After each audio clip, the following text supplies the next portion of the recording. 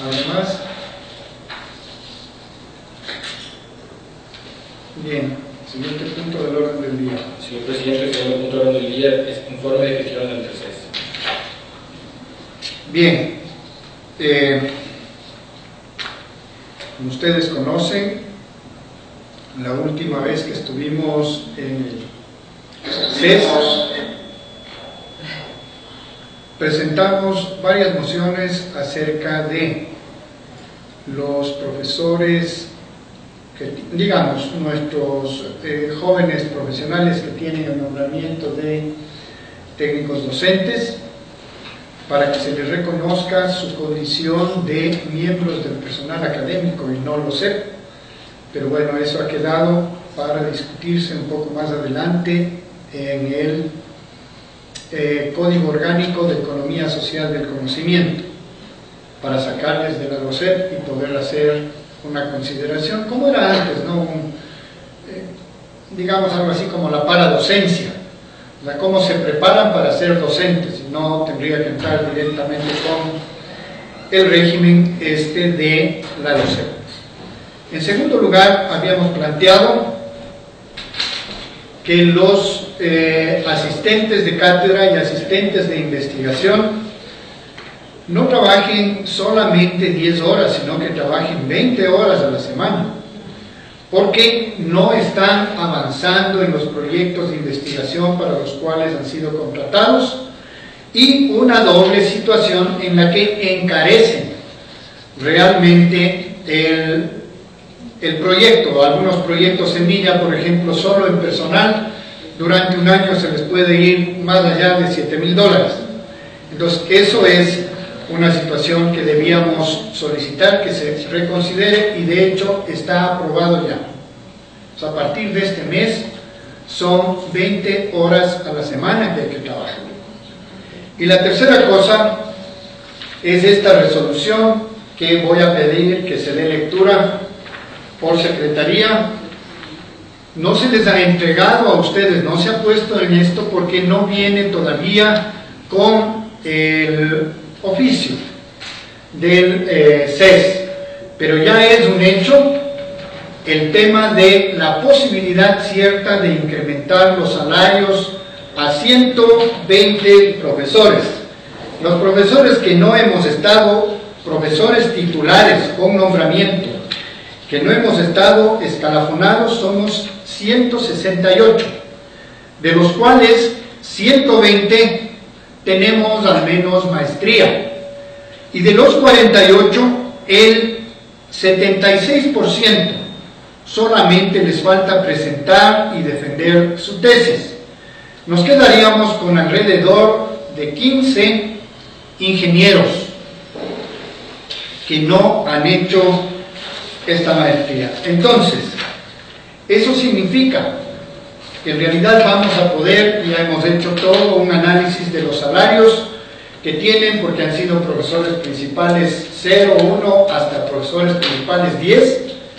Vamos a necesitar en promedio, y va a modificarse hasta, digamos en promedio, unos $500, $600 al mes de incremento salarial, lo que demandaría alrededor de $7,800,000 al año por 13 remuneraciones. Entonces, a partir de este día, suspendemos la contratación de personal administrativo ocasional para poder disponer de los recursos suficientes y poder incrementar el salario a los profesores. Ya se va a dar lectura de cuáles son las condiciones con las cuales nosotros vamos a postular por el incremento salarial. Y si obviamente no se cumplen esas disposiciones, la única situación que nos queda es subir un porcentaje por la inflación. Por favor, señor secretario, dé lectura al documento en mención. Sí, señor presidente. El documento es lo siguiente. Los profesores e investigadores de las universidades y escuelas politécnicas que alcanzaron la categoría de titulares principales antes de la entrada en vigencia de la Ley Orgánica de Educación Superior el 12 de octubre de 2010 y que no cuenten con el título de la PhD pasarán a ser denominados profesores principales no escalafonados. Este personal académico podrá acceder a la categoría principal 1 establecida en este reglamento una vez que cuente con el título de doctor y que equivalente a PhD debidamente registrado en el ENIES y que acredite haber creado o publicado 6 obras de relevancia o artículos indexados, de las cuales 2 deberán corresponder a los últimos 5 años. 1. El personal académico principal no escalafonado percibirá una remuneración igual o inferior a la establecida por la respectiva universidad o escuela politécnica para los profesores e investigadores titulares agregados de nivel 1, siempre que cumpla con los siguientes requisitos. A. Tener al menos grado académico de maestría equivalente debidamente reconocido e inscrito por la CNCI. B. Acreditar una publicación indexada u obra de relevancia, publicaciones revisadas por pares o presentaciones públicas en el caso de obras artísticas en los últimos 5 años. C. Haber obtenido como mínimo el 75% del puntaje de evaluación de desempeño en los últimos 2 periodos académicos o en el último si la IES no hubiera realizado más evaluaciones. Y D. Acreditar una experiencia de al menos 10 años como profesor titular en la misma IES u otra. 2. El personal académico principal no escalafonado percibirá una remuneración igual o inferior a la establecida por la respectiva universidad o escuela politécnica para los profesores e investigadores titulares agregados de nivel 2, siempre que cumplan con los siguientes requisitos. A. Tener al menos grado académico de maestría o su equivalente debidamente reconocido e inscrito por la CNCI. B. Acreditar 3 publicaciones indexadas u obras de relevancia, publicaciones realizadas por pares o presentaciones públicas en el caso de obras artísticas en los últimos 5 años. C. Haber obtenido como mínimo el 75% del puntaje de evaluación de desempeño en los últimos 2 periodos académicos o en el último si la IES no hubiera realizado más evaluaciones. B. Haber dirigido una investigación de al menos 12 meses de duración, la cual deberá haber finalizado con la presentación de los resultados del respectivo proyecto. Y E. Acreditado una experiencia de al menos 15 años como profesor titular en la misma IES u otros. 3. El personal académico principal no escalafonado recibirá una remuneración igual o inferior a la establecida por la respectiva universidad o escuela politécnica a los profesores e investigadores titulares agregados de nivel 3, siempre que cumpla con los siguientes requisitos. A. Tener al menos grado académico de maestría o su equivalente debidamente reconocido y escrito por la CNCI. B. Acreditar 5 publicaciones indexadas por obras de relevancia, publicaciones realizadas por pares o presentaciones públicas en el caso de obras artísticas en los últimos 5 años. C. Haber obtenido como mínimo el 75% del puntaje de evaluación de desempeño en los últimos 2 periodos académicos o en el último si la IES no hubiera realizado más evaluaciones. D. Haber dirigido una investigación de al menos 12 meses de duración, la cual deberá haber finalizado con la realización de los resultados del respectivo proyecto. Y E. Acreditar una experiencia de al menos 20 años como profesor titular en la misma IES u otra. 4. El personal académico principal no escalafonado que no cumpla con los requisitos de los actividades literales desde el 2 de octubre de 2017 podrá percibir un incremento salarial anual siempre y cuando exista la disponibilidad presupuestaria por un valor igual o inferior a la disposición del año fiscal anterior. Bien, entonces, esto, el momento en que tengamos ya oficialmente con la resolución completa, porque esto es parte de el tema del reglamento de escalafón de los profesores debidamente codificado. Entonces, esta parte de aquí está en funciones, está, digamos, ya aplicado. Vamos a enviar una comunicación a los señores decanos para que empiecen a recaudar esa información y poder promover a los profesores en ese incremento salarial que hemos puesto. Sí, quería darles a conocer esos 2 temas, sobre todo porque aquí hay autoridades, hay investigadores y hay gente que está haciendo actividades de docencia con investigación y por lo tanto la primera resolución que tenía que ver con el aumento de 10 a 20 horas y esta que tiene que ver con una mejora salarial para los profesores no escalafonados. Insisto, somos 168 profesores, de los cuales 120 tenemos maestría y algunos han dado el examen complexivo y obviamente van a poder acceder a esto. Si tienen algún comentario, simplemente recomendar, no sé si en consejo, esta semana hay consejo de docencia, más o menos tomar la decisión para que los señores decanos empiecen a procesar en los consejos de facultad, consejos de departamento, estos posibles ascensos. Sí, ingeniera. Sí, aquí va a haber una inquietud, obviamente, por parte incluso de los mismos docentes respecto a la parte de evaluaciones, porque todavía no se ha establecido el esquema de evaluación tal como lo pide el reglamento de escalafón del CES, sino únicamente hasta el momento lo que tenemos son el esquema de evaluación que hacen los estudiantes en el SAE. Entonces, siempre sí sería importante ya cuando se empiece este proceso indicar que se va a considerar esa como la evaluación, porque le está pidiendo el 75%. Y hasta el momento nosotros no hemos aplicado otro tipo de evaluación, porque yo recuerdo que estaba incluso pendiente en ver cuál va a ser el instrumento para evaluación entre pares, para evaluación de los mismos estudiantes, evaluación por parte del jefe inmediato, del jefe como tal de los profesores. Entonces, eso sí sería importante ya después definir, ¿no es cierto?, cuál va a ser la evaluación que se va a tomar. Aquí está el documento, aquí está la propuesta hecha por una comisión que se ha nombrado para establecer ese proceso. Obviamente los señores decanos en el consejo de docencia tendrán que establecer esto, ¿no? Alguna cosa habíamos dicho al respecto. Nosotros tenemos que planificar 24 semanas de 40 horas, significa 960 horas de planificación. Y esas 960 horas de planificación se dividen 16 semanas en docencia y el resto del tiempo en otras actividades que van con investigación, con comisiones, con gestión, etcétera, etcétera, etcétera. Pues obviamente existe, como bien lo menciona la ingeniera Soraya Sinche, la autoevaluación, la coevaluación por pares y directivos, la heteroevaluación, que es la de los estudiantes, eso para el tema de docencia.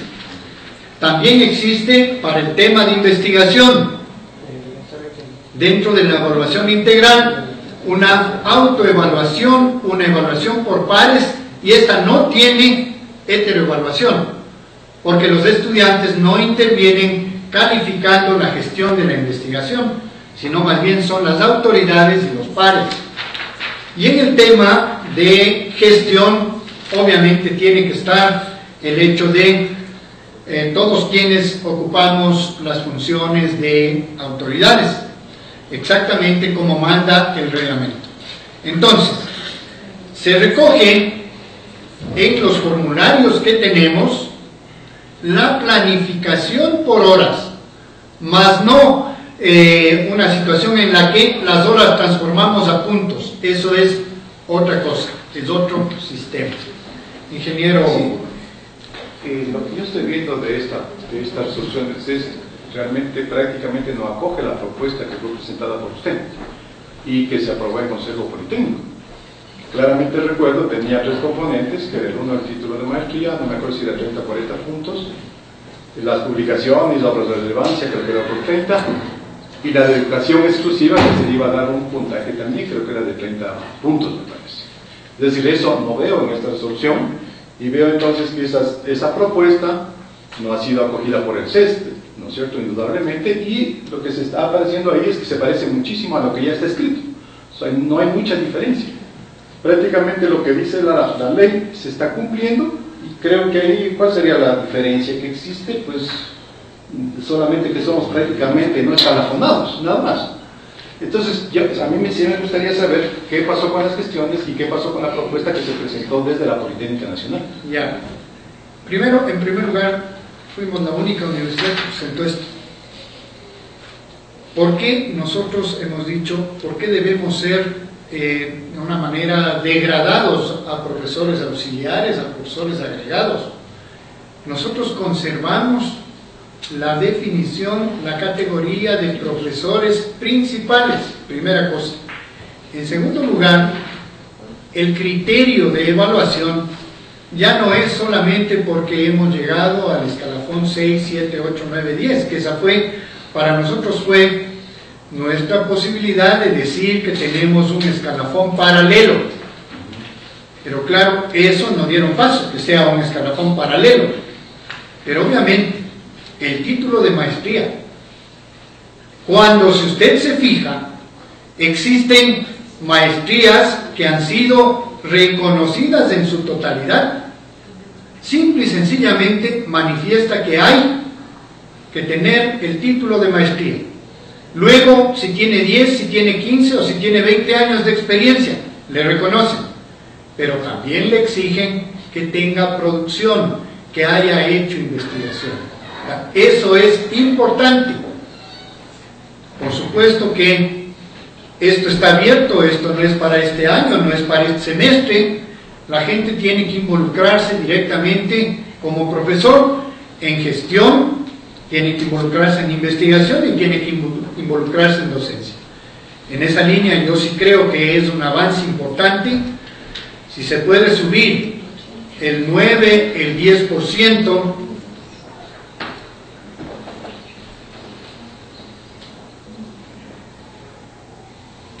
el 9 o el 10% del sueldo frente a subir 2 puntos por la inflación, sí creo que hay una diferencia bastante grande numérica. Doctor. Yo creo que bueno, el criterio se lo da en función de que la dirección jurídica preparó parte del argumento, y es que habría que distinguir entre lo que es la propuesta y la forma como se lo va a ejecutar. Es decir, la propuesta como tal y el fundamento estaba en el sentido de que los profesores del anterior escalafón tengan la posibilidad de recibir un incremento salarial. Conforme estaba la norma hasta ese momento, simplemente lo que se aplicaba es el número 4 del documento que ustedes tienen, es decir, que el incremento solamente puede ser en función del índice inflacionario. Más allá de las valoraciones o de la propuesta que nosotros hicimos, también tenía que ver con el hecho de que puedan tener una remuneración al menos como de agregado, y eso estaba en la propuesta que lanzó la Politécnica Nacional y que ha sido recogido. Y lo importante es que puede haber un incremento, una semejanza con el salario de agregado 1, y lo importante es que no se pierda la categoría de profesor principal. Entonces yo creería que en sí, en aspecto general, la propuesta de la escuela era que se pueda dar un incremento sustancial, no solamente el índice inflacionario, y sobre todo que no se pueda perder la categoría de principal. Sí. Tengo aquí una pregunta, ¿no? En el caso de que los profesores no escalafonados opten por pasarse, o mejor dicho, por esta, llamemos una reclasificación salarial, ¿no? O sea, manteniendo el tema de ser profesores principales, digamos, miremos que nos corresponde, por decir algo, a profesor agregado 3, o sea, para ganar el sueldo de agregado 3, cumpliendo los requisitos. La pregunta es, ¿puede pasar de agregado 3 a ser principal? Según esto entiendo que al sacar el título de doctor pasaría ya a ser principal. De agregado 3, digamos así, puede llegar a ser principal. Eso es lo que está en el primer Para el párrafo. primer párrafo, ¿no es cierto? Pero Y es el caso. hay una pregunta, ¿no? Si es que fuese así el caso, recuerdan, colegas, que en este reglamento de escalafón indicaba que hay que hacer un concurso de merecimientos. Entonces, para este caso parecería ser que ya se está obviando y simplemente el no escalafonado que esté a nivel de agregado 3 pasaría directamente con el título de doctor a ser principal 1 y ya no hay el concurso. Parecería ser, ¿no? Parecería ser que no hay, entonces sería algo bueno, sería algo positivo, más bien, es que así va a salir. A ver, leamos el último numeral, el 4. El personal académico. El personal académico principal no escalafondado que no cumpla con los requisitos de los anteriores literales hasta el 12 de octubre de 2017 podrá percibir un incremento salarial anual siempre y cuando exista la disponibilidad presupuestaria por un valor igual o inferior al de la inflación del año fiscal anterior. El personal académico principal no escalafonado que no cumpla con los requisitos hasta el 12 de octubre del 2017 solamente ganará la inflación, pero si cumple con los requisitos y obtiene el título de doctor va a poder ser profesor principal 1, y de ahí para profesor principal 2 y 3 obviamente obras de relevancia, la promoción. Sí. Lo que, o sea, nunca seríamos agregados 3, ganaríamos como agregados 3. Eso está claro. ¿Ya? La otra cosa es que en cualquier momento esto no tiene un límite de tiempo, ¿no? en cualquier momento se puede sacar el título de doctor y llegar a ser profesor. Lo que es profesor principal. Lo que es un avance respecto a lo que está ahorita, pues que solamente es hasta el 2015, ¿ya? Y por supuesto que representa un avance, pues, o sea, por supuesto que aquí se ve gestión, porque nosotros estábamos invisibilizados, pues, ni siquiera existíamos. La única posibilidad que teníamos hasta el 2017 era o teníamos una maestría en el área en que dábamos las materias, ¿no es cierto?, o hacíamos investigación, o éramos PhDs. En cambio ahora ya aparecemos en el reglamento y además nos dan la posibilidad, sin límite de tiempo, como se ve aquí, de ir ascendiendo. Por supuesto que de la propuesta que habíamos elaborado y que había aprobado este Consejo a lo que está aquí dista mucho, porque la propuesta nuestra significaba que había mucha gente que solamente por tiempo de servicio podía tener un incremento salarial, evidentemente. Pero de todos modos yo sí creo que, o sea, decir que no significa nada, me parece que se está desconociendo en la situación en la que estábamos en el reglamento antes de que empezara su gestión. Gracias. La ingeniera Sinche había pedido la palabra. Sí, el ingeniero Sánchez y el ingeniero... Justo respecto a ese esquema, de lo que por lo menos se nota dentro de este proceso, lo que tiene que ver con los profesores no escalafonados, no hay límite de tiempo, claro. O sea, porque el punto 4 que se está indicando aquí es para el caso de aquellos que no tengan el título de doctor, siguen manteniendo maestría y podrían tener un aumento salarial si van cumpliendo cada una de estas condiciones. Ahora, si bien sí, o sea, si es una mejora con respecto a lo que teníamos anteriormente, sí, o sea, vista un poco de la propuesta que se aprobó aquí en Consejo Politécnico, aún hay una desventaja entre los profesores antiguos y los profesores nuevos.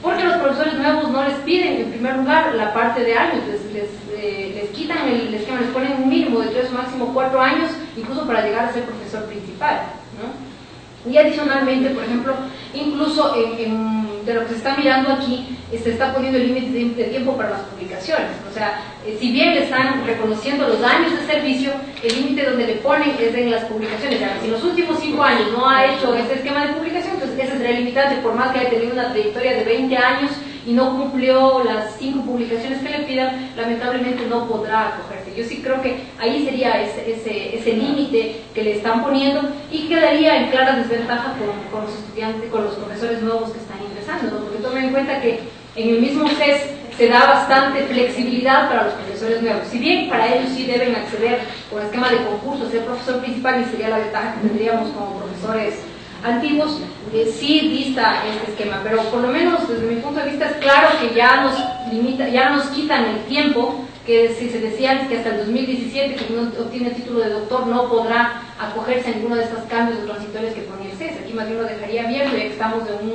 en un esquema no escalafonado, y en el momento que se consiga el título de doctorado se podría acceder a la categoría principal, claro, cumpliendo los requisitos que le está pidiendo aquí el proceso.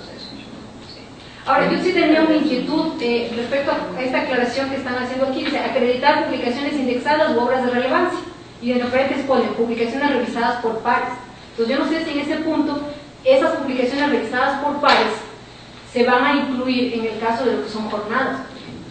Entonces, porque si bien las jornadas en las diferentes facultades como tal no se encuentran en publicaciones indexadas, se las podría interpretar como obras de relevancia. Entonces sí sería importante que este consejo aclare ese esquema, ¿no? Porque a pesar que hay una aclaratoria en algunas de las resoluciones de lo que es una obra de relevancia, aquí en el dice publicaciones revisadas por pares.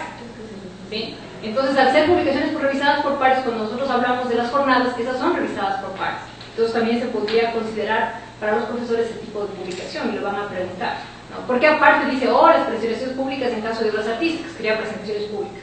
Pero es muy claro al decir que publicaciones revisadas por pares se podría considerar como una obra de relevancia según este documento. Gracias. A ver, claro, lo que el CES ha hecho es trazar la cancha.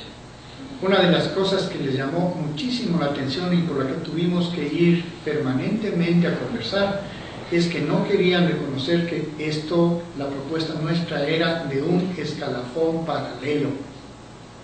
Simplemente dijeron, no, en transición, que algún rato los que son principales, ¿por qué no van a hacer el doctorado? Y algunos de nuestros colegas están haciendo el doctorado. Y eso significa un avance. O algunos también van a poder hacer el doctorado, ¿por qué no? Incluso aquí mismo ya se conoce que algunos colegas están ya postulando en los doctorados de los 6 que tenemos aprobados. Entonces, está abierto el asunto. Lo que sí debe quedar muy claro es que ya no es los ascensos por tiempo de servicio. Los ascensos son por producción intelectual. Estamos en otro tipo de evaluaciones.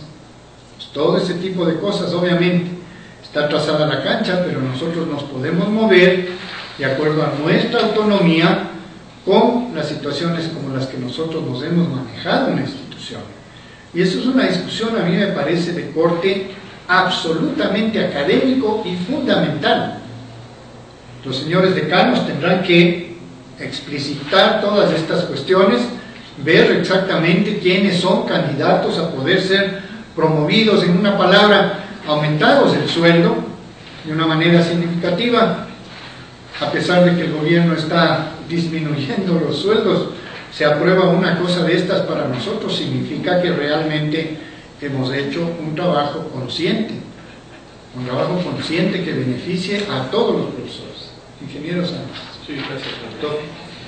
Bueno, en realidad aquí al leer el punto 4, que justamente está en este momento, leyó el secretario de abogado en la CINCHE, menciona algo y habría que más bien pedir alguna explicación. Dice, el personal académico principal no escalafonado, que no cumpla con los requisitos de las actividades hasta, es decir, que en realidad sí hay plazo, porque me dice que en el caso que yo, ¿no es cierto?, que no soy escalafonado, si no me ha cogido ninguno de estos hasta el 12 de octubre de 2017, entonces dice, no podré optar obviamente por este nivel salarial propuesto estando en mi posición. Simplemente lo que debería yo es acogerme a un nivel dado por la inflación. Entonces, en realidad, existe plazo y por eso creería que más bien es importante que los decanos, ¿no es cierto?, hagan una discusión. Aquí dice, el profesor académico principal no es escalonado, que no cumpla con los requisitos de los anteriores, no dice del literal 1 o 2, sino de todos los anteriores. Es decir, hablamos de que aquellos que puedan poder acogerse en el literal 1, en el 2, en el 3, podrán, dice, podrá percibir un incremento salarial anual siempre y cuando exista la disponibilidad presupuestaria con un valor igual a la inflación. Entonces, solo imaginémonos el escenario en que alguien pasó esta fecha, ¿no es cierto?, y la pregunta es, yo cumplí ya mis artículos indexados, etcétera, actualizados en los últimos 5 años, y quiero acogerme a esto.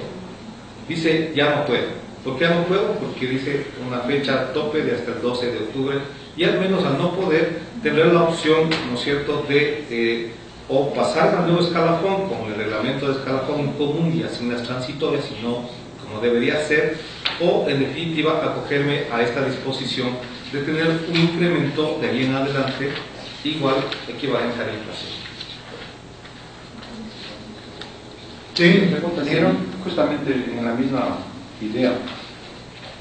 Por ejemplo, supongamos que algún profesor no cumpla todos estos requisitos actualmente. ¿Eso significa que por lo menos se le va a aumentar la inflación o no? Está escrito.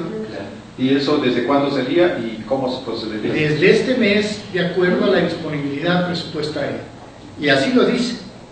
Por esa razón es que vamos a hacer realmente una revisión de todo aquello que son contratos ocasionales para privilegiar el hecho de que se sube el sueldo a los profesores. Esa es una política de esta administración. Por supuesto que sí. Pues claro, obviamente se puede a los profesores ya empezar a recalificarlos, y si presentan las evidencias ya pueden ganar desde este mes ese nuevo salario. La otra categoría. Pasado el mes de marzo, las personas tienen derecho, si no tienen o no cumplen o no han cumplido, no han completado los requisitos, ¿qué es lo que podemos subir? La inflación. Eso tendremos que hacerlo. El año pasado lo hicimos así. Para el caso de los docentes que tengan que ingresar la información y que consideren que cumplen con estos requisitos, ¿cuál va a ser el procedimiento? Vamos a establecer en cada una de las, digamos, con primero una discusión con las facultades. Dice que el miércoles van a discutir, y luego de eso habrá que hacer un formulario a través de la Dirección de la Gestión de la Información. Las personas que se sienten con el derecho a ser promovidos llenan sus evidencias y el Consejo de Facultad califica. Claro, el Consejo de Facultad, el Consejo de Departamento, llega acá al rectorado y lo único que hacemos es directamente que se procese, pues, porque tenemos como, está aquí la autorización. Lo que estamos esperando es que llegue la comunicación oficial. Lo que nos dijeron es, esto no va a cambiar, pero esto tiene que agregarse a la codificación del reglamento. Eso es todo. ¿Sí? Avancemos, ¿les parece? Siguiente punto del orden del día. Simplemente se conoce esto, ¿no? Tercero, informe de asesoría jurídica y talento humano sobre el solicitado por el Candidato de la Universidad y Sector de Investigación y Protección Social, el memorando número PNDIS 2015, 49M de fecha 23 de febrero de 2015.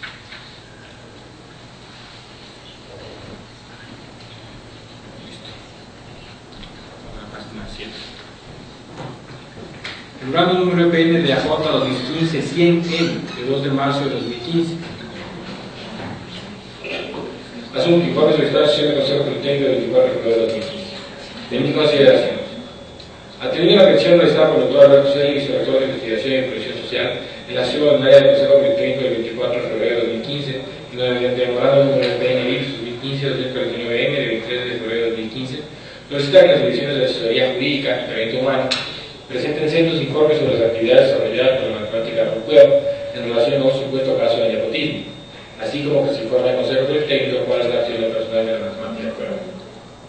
Esta dirección, en el ámbito de su competencia, da contestación a dicha solicitud, tomando en cuenta los documentos contenidos en la comunicación presentada en Consejo, así como los argumentos preferidos en la mencionada sesión, en la cual el suscrito estuvo presente.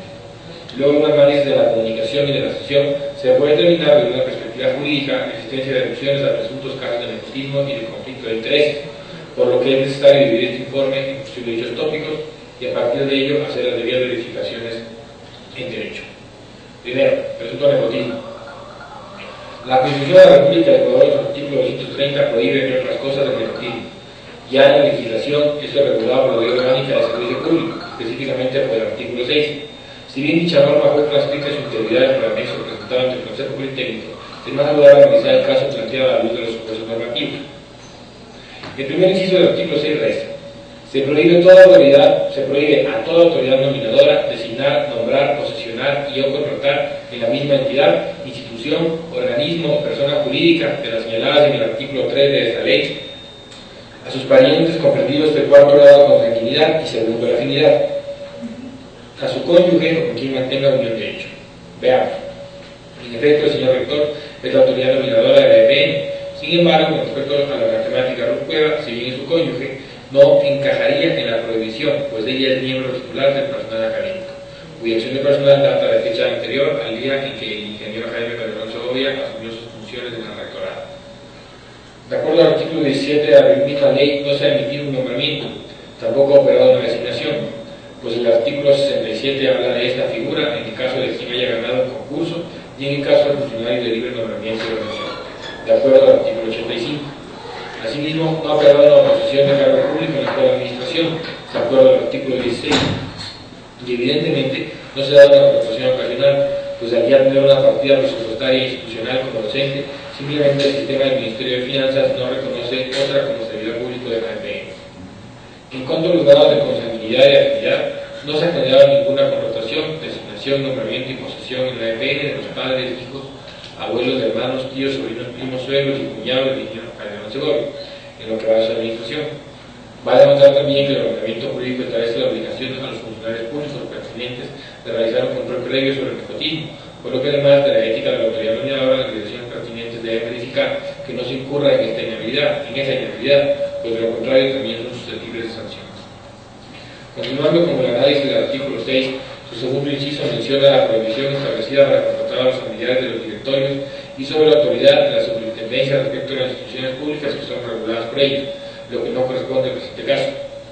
En que decir inciso expresa: si al momento de la posesión de la autoridad nominadora, su cónyuge, conviviente, en unión de hecho, parientes comprendidos de cuarto grado de consanguinidad y segundo de afinidad, estuvieran elaborando bajo la modalidad de contratos de servicios ocasionales o contratos civiles de servicios ocasionales, sujetos a esta ley en la misma institución o una institución que está bajo el control de esta autoridad, o para el caso de las superintendencias de las instituciones del Estado que estén vigiladas, conectadas o controladas por esto, los contratos seguirán vigentes hasta la culminación de su plazo y la autoridad nominadora estará impedida de renovarlos.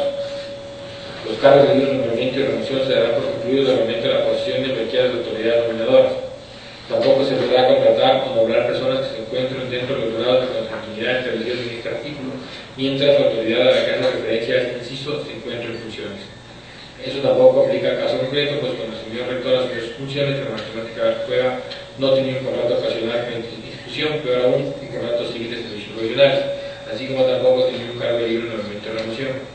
Por su parte, el cuarto inciso señala: en el caso de delegación de funciones, el delegado o delegado no podrá nombrar en un puesto público ni celebrar contratos laborales con contratos de servicios profesionales o contratos civiles de servicios profesionales con quienes mantengan los vínculos señalados en el presente artículo, con la autoridad nominadora titular, con la autoridad delegada, con miembros de cuerpos colegiados o delegados de donde se manda el acto o contrato.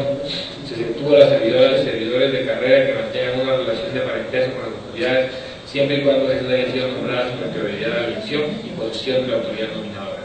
Tampoco es el caso. Recordemos que las delegaciones que ha hecho el señor rector para la línea del Consejo Politécnico fueron dos titulares de los rectorados para que supieran contratos académicos de área de su competencia, y dicha autoridad no firmó ningún contrato con la matemática Cueva. Esta parte del artículo reconoce el principio jurídico universal de que no se está en un caso de nepotismo cuando un funcionario de carrera, léase profesor titular, mantiene parentesco o consanguinidad con la autoridad nominadora, siempre que su posesión o nombramiento haya sido anterior al inicio de las funciones del representante legal institucional. Es irrefutable que la matemática Cueva es el titular de la Escuela Politécnica Nacional desde antes del 13 de diciembre de 2013, por lo que este criterio no es pertinente. El quinto inciso prescribe: en caso de que exista conflicto de intereses entre servidores públicos de una misma institución que tengan entre sí algún grado de parentesco de los establecidos en esta ley y deban tomar decisiones en relación al citado conflicto de interés, informarán a su inmediato superior sobre el caso y se expulsará inmediatamente desde que conociendo el procedimiento controvertido mientras su superior resuelve lo pertinente. Esta parte de la norma se refiere al conflicto de interés que, como se dijo líneas de arriba, es el otro tema para profundizarse en este informe, que desde luego considerará su análisis legal a ese supuesto legal. Al revisar el inciso sexto se tiene: en ningún caso se podrá contratar asesoras o asesoras que tengan parentesco entre el cuarto grado con consanguinados o una afinidad con la servidora o servidor público, al cual deben prestar servicios de asesoría. Tampoco tiene pertinencia, pues como se ha dicho, la matemática Cueva no tiene connotación como asesora del rector. Para el presente informe es irrelevante el séptimo inciso, pues atañe al servicio exterior. El octavo inciso es muy decidor, pues establece el consecuente de la norma. Así, en caso de que se genere nepotismo, debe notificarse a la Contraloría General del Estado para que proceda a ejercer las acciones que correspondan para recuperarlo indebidamente pagado, así como para el establecimiento de las presuntas responsabilidades administrativas, civiles y penales correspondientes. Entonces, es claro que más allá de lo que digan las direcciones de talento humano y de asesoría jurídica del EPN, y que lo que considere el Consejo Politécnico, cualquier ciudadano, sea no parte de la comunidad politécnica, puede presentar, de considerarlo pertinente, procedente, una denuncia ante los órganos de control de la República sin requerir ninguna formalidad de nuestra institución. Desde luego, es recomendable hacerlo con el sustento debido, pues de lo contrario, la responsabilidad civil y penal recaerá en quien acusa con temeridad. Finalmente, el último inciso del artículo 6 hace mención a la imposibilidad de llevar a cargo los puestos de trabajo, lo cual no tiene que ver con esta exposición. Es claro entonces que al tener la disposición del ordenamiento jurídico ecuatoriano, el señor rector de la Escuela Politécnica Nacional, el señor Jaime Reynoso Segovia, también por el nepotismo. Ahora bien, es menester analizar las funciones de la matemática Cueva para determinar si desde esa otra perspectiva podría vislumbrarse la condición de nepotismo. Veamos. El reglamento de carreras que la Junta de Profesora e Investigadora del Sistema de Educación Superior emitido por el CES establece en su artículo 5.1 que los profesores e investigadores de las instituciones de educación superior pueden cumplir actividades de docencia, investigación y de dirección de gestión académica. Concomitantemente, el tercer ordinal del artículo 11 del reglamento en comento prescribe que el personal académico con dedicación a tiempo completo debe impartir al menos 3 y máximo 6 horas semanales de clase, dedicando por cada hora de clase impartida al menos una hora adicional a las demás actividades de docencia que señala dicha normativa. La misma norma contempla la posibilidad de que para completar los 40 horas semanales, el docente puede dedicar hasta 12 horas semanales a las actividades de dirección o gestión académica. Empero, ¿cuáles son estas actividades? El artículo 8 de la actual codificación del reglamento de barras establece un amplio catálogo de actividades, mereciendo citarse la contiene en el número 14. Otras actividades de gestión relacionadas con los procesos académicos ordinarios de la institución. El evidenciado, como transcurso del tiempo se espera que la matemática pueda dedicar parte de su carga horaria a poner sus buenos oficios para que ciertos requerimientos de diversas dependencias académicas sean viabilizados de mejor manera en el aparataje administrativo de la EPN, así como colaborar en la búsqueda de solución de los problemas que se presentan inevitablemente en la cotidiana evaluación entre los procesos ordinarios académicos y el manejo administrativo de la institución. Eso no es nuevo en un rectorado de la EPN, es más, constituye una práctica recurrente en la historia institucional. No tendría mayor pertinencia determinar la obligación exacta de identidad administrativa para, según ello, validar las funciones de la docente en cuestión, pues si bien la figura de una coordinación del rectorado no está contemplada en el estatuto de la EPN, tampoco lo están entidades como la ODC, la dirección de posgrados, la operación social, etc. Y no existen docentes que desempeñan actividades de dirección o gestión académica con carga como la docente. No es la primera vez que las máximas autoridades ejecutivas cuentan con personas con confianza que viven en la siempre compleja tarea de administrar la EPN. En ese sentido, en esta misma administración, un respetable docente a la jubilado prestaba su contingente en el Observatorio de Docencia y esto lejos de ser una actividad antijurídica tiene soporte reglamentario y de su tradición en la persona politécnica. Hecho ese análisis, tampoco se desprende la especie de nepotismo, pues es evidente que las labores realizadas por la matemática prueba relacionadas al rectorado están sustentadas en el número 14 del artículo 8 del reglamento de carrera de escalafón del profesor e investigador del sistema de educación superior. De igual modo, las actividades registradas en viaje se sujetan a su calidad docente titular y fueron financiadas con fondos entregados a sus proyectos y que no corresponden al presupuesto que entrega el Ministerio de Finanzas de la EPN, de acuerdo a la información proveída por las direcciones competentes. Por tanto, no se trata de un control directo o indirecto, por lo que no se contravienen las normas técnicas de control interno.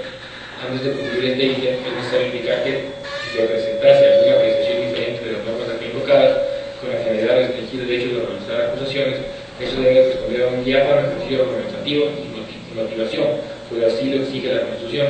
Además, vale tener presente que el Consejo Politécnico corresponde a la función interpretaria que da únicamente el estatuto y los reglamentos de la EPN, por lo que, en caso de duda sobre el alcance y aplicación de normas suprainstitucionales, debe recurrirse a los organismos y procedimientos previstos en el ordenamiento jurídico de la República. 2. Presunto conflicto de interés. La Constitución que rige a nuestro Estado, entre las disposiciones que regulan a los servidores públicos y en el artículo 232, hace una breve referencia a los conflictos de interés. No podrán ser funcionarios de miembros de organismos directivos de entidades que ejerzan la potestad estatal de control y regulación, quienes tengan intereses en las áreas que vayan a ser controladas o reguladas o representen a terceros que los tengan.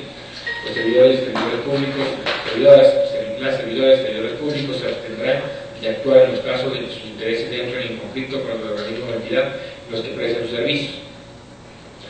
Recorriendo el tenor literal de la norma, se evidencia que el primer inciso se refiere a que los funcionarios y miembros de organismos directivos de entidades estatales que ejerzan la potestad estatal de control y regulación no deben tener interés en las áreas de ser contratadas o reguladas. Así, esta parte del artículo es una inhabilidad específica que no atañe a las instituciones de educación superior, pues estas no realizan control y regulación a nombre del Estado. En cambio, el segundo inciso tiene carácter general y va dirigido a todos los servidores públicos, incluido el personal académico, disponiendo que toda persona que trabaje en el Estado, para el Estado, debe tenerse de actuar en los casos que sus intereses entran en conflicto con las entidades a las que presten su servicio. Si bien la relación normativa podría haber sido mejor, me interesa resaltar por el momento 3 ideas de la discusión concreta. A ver, punto, la situación actual. 2. Que se trate de un caso en sí, y 3. Que la prohibición sea entre intereses del servidor y los institucionales. Las ideas resaltadas constituyen la parte medular de la definición jurídica doctrinaria del conflicto de interés. Ahora bien, recorriendo los modernos programas de servicios de sistematización informática de normas jurídicas, evidenciadas que no existe en el Ecuador una definición normativa de lo que es conflicto de interés, por lo que es imperioso recurrir a las fuentes de derecho para tener un concepto claro. Las ciencias jurídicas, al ser una construcción social para su consolidación a lo largo de su historia, han reunido elementos magníficos para establecer lo que debe considerarse como derecho. Así, el jurista Hernán Salgado, en su introducción al derecho, nos recuerda que desde la teoría general del derecho las fuentes son materiales informales. Las primeras son la doctrina, los principios generales del derecho y la jurisprudencia. Y las formales, la ley y la costumbre. Para empezar, debemos tener claro que la doctrina como fuente material del derecho son los estudios de carácter científico que reputados jurisconsultos hacen sobre temas concretos. A lo largo de la historia, la doctrina ha alcanzado un alto en el quehacer jurídico, al punto que el legislador y los jueces recurren a lo doctrinario para sustentar las normas de expedirse y las sentencias de dictarse, efectivamente. Pero claro, la doctrina debe responder a un criterio de análisis científico-jurídico para ser considerada como tal. De ahí que desde la metodología de investigación jurídica, criterios que constan en la web como Wikipedia, monografías.com, etc., pueden ser ejemplificativos, pero no son considerados doctrina, ya que no se puede evidenciar a priori un debido soporte analítico, necesita un respaldo académico de redacción e investigación.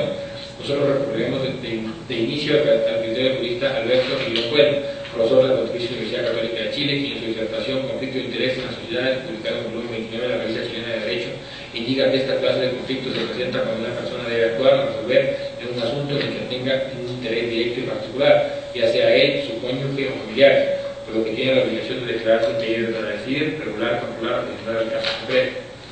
Por recorrernos a otra fuente material del derecho, a la persona analizar el concepto en cuestión. Retiramos entonces la jurisprudencia, que siendo nuestro los criterios de la estrategia español Felipe Clemente de Diego, concretamente su publicación en la jurisprudencia como fuente del derecho, que con la Ley Española de Derecho Privado de 1925. Para este clásico todo universal, la jurisprudencia consiste en el arte bien difícil de aplicar el derecho al hecho, es decir, de poner la ley en acción, de restringir o extender su aplicación a las innumerables cuestiones surgidas en el choque de los intereses y la variedad de las relaciones sociales. En este mismo sentido, la jurista chilena Carolina Schiller, en su obra El papel de la jurisprudencia, publicada por la Universidad Bernardo O'Higgins en el 2008, menciona que en sentido amplio la jurisprudencia debe considerarse la ciencia del derecho, que en otra perspectiva debe entenderse como la doctrina que establecen los jueces y la magistratura al resolver una cuestión que se les plantee o que sirva para designar la doctrina y criterios de la interpretación de las normas establecidas por los tribunales ordinarios de justicia, cualquiera sea su clase o la jurisdicción a la que pertenezca. Y resalta que en un sentido más estricto es el criterio constante y uniforme de aplicar el derecho mostrado en las resoluciones del organismo supremo, mediante la unificación de criterios de interpretación de las normas utilizadas por los mismos. La jurisprudencia definitiva, indica Schiller, será aquella norma contenida en el fallo de un juez o tribunal en el conjunto de ellos, en un sentido material, es el fallo mismo o conjunto de ellos. En sentido formal, es el modo de juzgar, el hábito o criterio de apreciación, interpretación y subsunción que en el fallo conjunción de fallo se contiene. Hecha esta referencia, es imperioso buscar un criterio jurisprudencial sobre el conflicto de intereses. Con pesar, debemos afirmar que el aparataje judicial ecuatoriano no ha prohibido como si quisiera consecuencias sobre el conflicto de intereses en cuerpos colegiados en el contexto público, partiendo del hecho que la ley que regula la materia contencioso administrativa data de los años 60.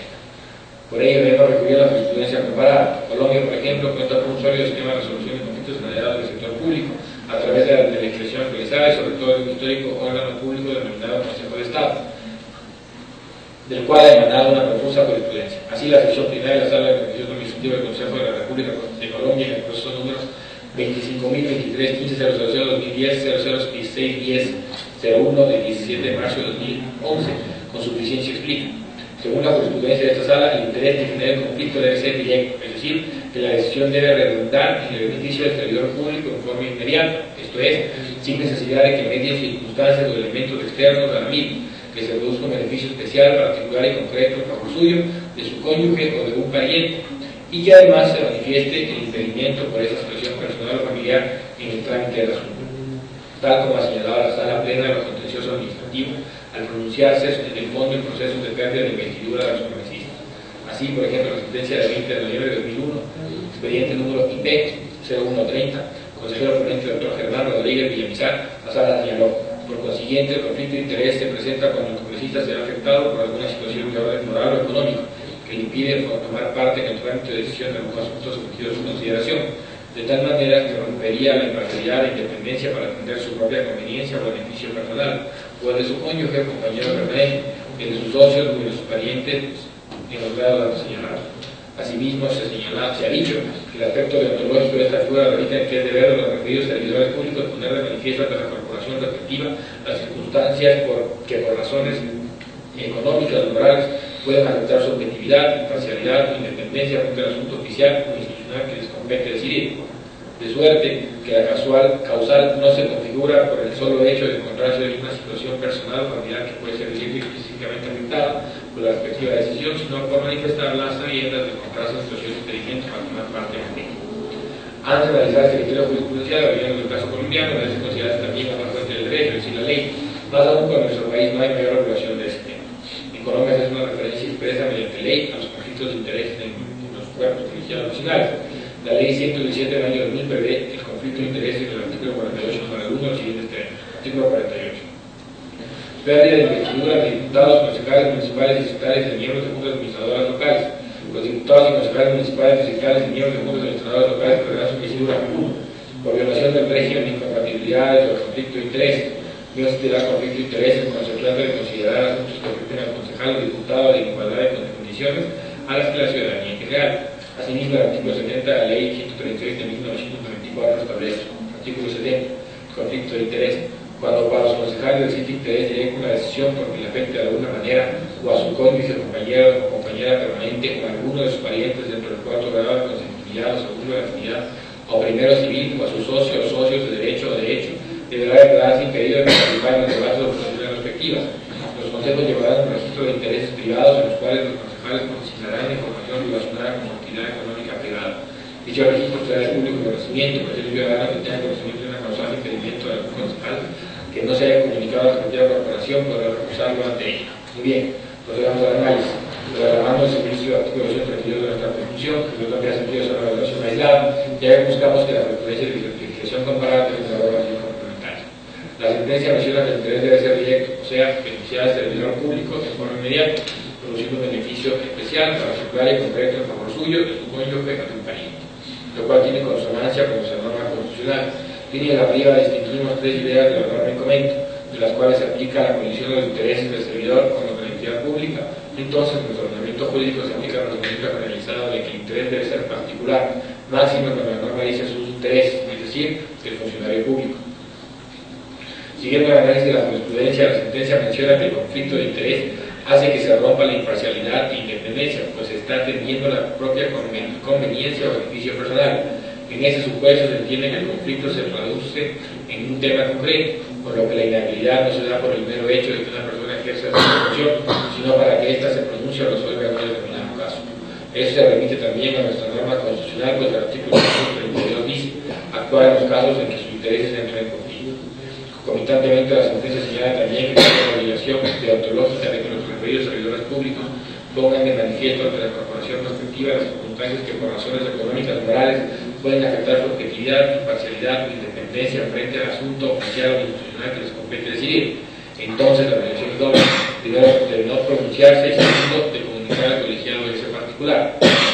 En nuestra Constitución no es una obligación deontológica, sino jurídica, pero el constituyente estableció con claridad que las servidores y servidores públicos se abstendrán de actuar en los casos en que sus intereses entren en conflicto. Esta disposición fue desarrollada por la UCEP y se trata precisamente del quinto inciso al que no nos referimos al momento de organizar el nepotismo. Así la norma legal dice: en caso de que exista conflicto de intereses en los servidores públicos de una misma institución que tengan entre sí vinculadas con parentesco los establecidos en esta ley y que deban tomar decisiones en relación al conflicto de interés, informarán a su inmediato superior sobre el caso y se excusará inmediatamente de seguir conociendo el procedimiento controlativo mientras su superior resuelve lo pertinente. De ahí que debe mencionarse categóricamente que la inhabilidad no es para ejercer una función, sino para resolver determinado asunto. De desgracia, cuando un juez debe conocer una causa en la cual tenga interés, debe ser recusado con respecto de este proceso, pero jamás podrá ser separado de su judicatura, es decir, la irregularidad verso del voto dado, mas no sobre las funciones en sí. Esto dista la apresurada conclusión que consta en el anexo de la petición presentada en el Consejo Politécnico. Vale resaltar la disposición de la legislación colombiana que aclara que no existe conflicto de interés cuando el miembro del cuerpo colegiado resuelve sobre asuntos que lo afecten en igualdad de condiciones a los de la generalidad, por lo cual un miembro del Consejo Politécnico no tiene impedimento de resolver sobre cuestiones dirigidas a la FN como tal o a sus estamentos. Por todo lo anotado, es evidente que la sola presencia del señor Calderón Segovia y de la matemática Roa Rodríguez en el Consejo Politécnico no representa un conflicto de interés, pues cada uno de ellos conecta en su momento con la comunidad politécnica. Entonces, de lo contrario, aparte de carecer de sustento jurídico, atenta a la democracia representativa de la institución. En el Ecuador y en el mundo han abundado casos en los que cuales familiares y cónyuges han participado por la elección popular en el quehacer político de sus países. Por tanto, para hablar de conflicto de intereses, debemos referirnos a un tema concreto, en el cual se debe evidenciar que había un interés personal y directo de una de las dos personas referidas, o de cualquier otro miembro del Consejo. Y además, a sabiendas de que el máximo organismo de la EPN tiene una fuerte connotación política, no se puede dar paso a que confundamos las legítimas diferencias que existen entre los diferentes sectores por un conflicto de intereses en un estricto sentido jurídico. Todos los destinos del Consejo tienen interés en lo que se va a resolver, desde el rector, vicerrectores, miembros limitados por la responsabilidad de sus funciones, hasta el secretario general y director de Sociedad Jurídica por el trabajo profesional que brinda al Consejo. Pero esto dista mucho de un conflicto de intereses como tal. 3. Anotaciones finales. Como se dijo al inicio de este modelo de trabajo, la dirección partió de lo solicitado a la sesión del Consejo Politécnico analizando las condiciones y la documentación anexa. Como se ha visto, se ha revisado la Constitución, leyes de la República, reglamentación de sede, doctrina, jurisprudencia y legislación comparada. No encontramos mérito de analizar los instrumentos interamericanos, pues de lo citado en la petición son normas que brindan definiciones que han sido recogidas en el derecho ecuatoriano. Hay que indicar también que con posterioridad al dispuesto por el Consejo Politécnico de esta dirección se sigue elaborando el número de PNI 2015-266M el viernes 27 de febrero del año en curso. Si bien lo dispuesto por el máximo autoridad fue claro, el doctor Celia Polo en su siguiente comunicación añade más elementos que solicitan que esa dependencia en su estudio considere aspectos concretos que detallan su misiva. Más allá de que este informe alude de una u otra forma a esos temas, es pertinente que reconocieron sobre presuntas responsabilidades por las acciones o omisiones respecto a las funciones que recaerían en la Dirección de Talento Humano, Departamento de Formación Básica de Autoridad Interna en el área de su competencia, pues carece de síntesis que la propia administración se responsabilice a sí misma, pues incluirían la inconstitucional figura de autoincriminación. Además, esta dirección no tiene competencia para determinar responsabilidades de ningún tipo, por lo que es recurrente la sugerencia de que, si existe criterio de que se ha dado irregularidades que analicen por los órganos de control, toda esta sede institucional no es la llamada a resolver. La Dirección de Asesoría Jurídica de la Escuela Politécnica Nacional ha dedicado sus esfuerzos en analizar el caso en concreto y presentar un informe serio y fundamentado, por lo que, dado el sistema equipos interno, presentamos este criterio, rúbrica y firma manuscrita, para que de considerar necesario se lo presenten las entidades públicas que regulan los temas acá analizados, Contraloría y CES, así como para que se escrute nuestra labor jurídica ante la Procuraduría General del Estado, incluso nuestro ejercicio profesional, también como abogado, dependiente del Consejo de la Judicatura, por lo que asumimos irrestrictamente la responsabilidad sobre nuestra documentación. Retirando el respeto y consideración a los miembros del Consejo Politécnico, suscribimos atentamente a Juan Mendoza España, director de Asesoría Jurídica. A continuación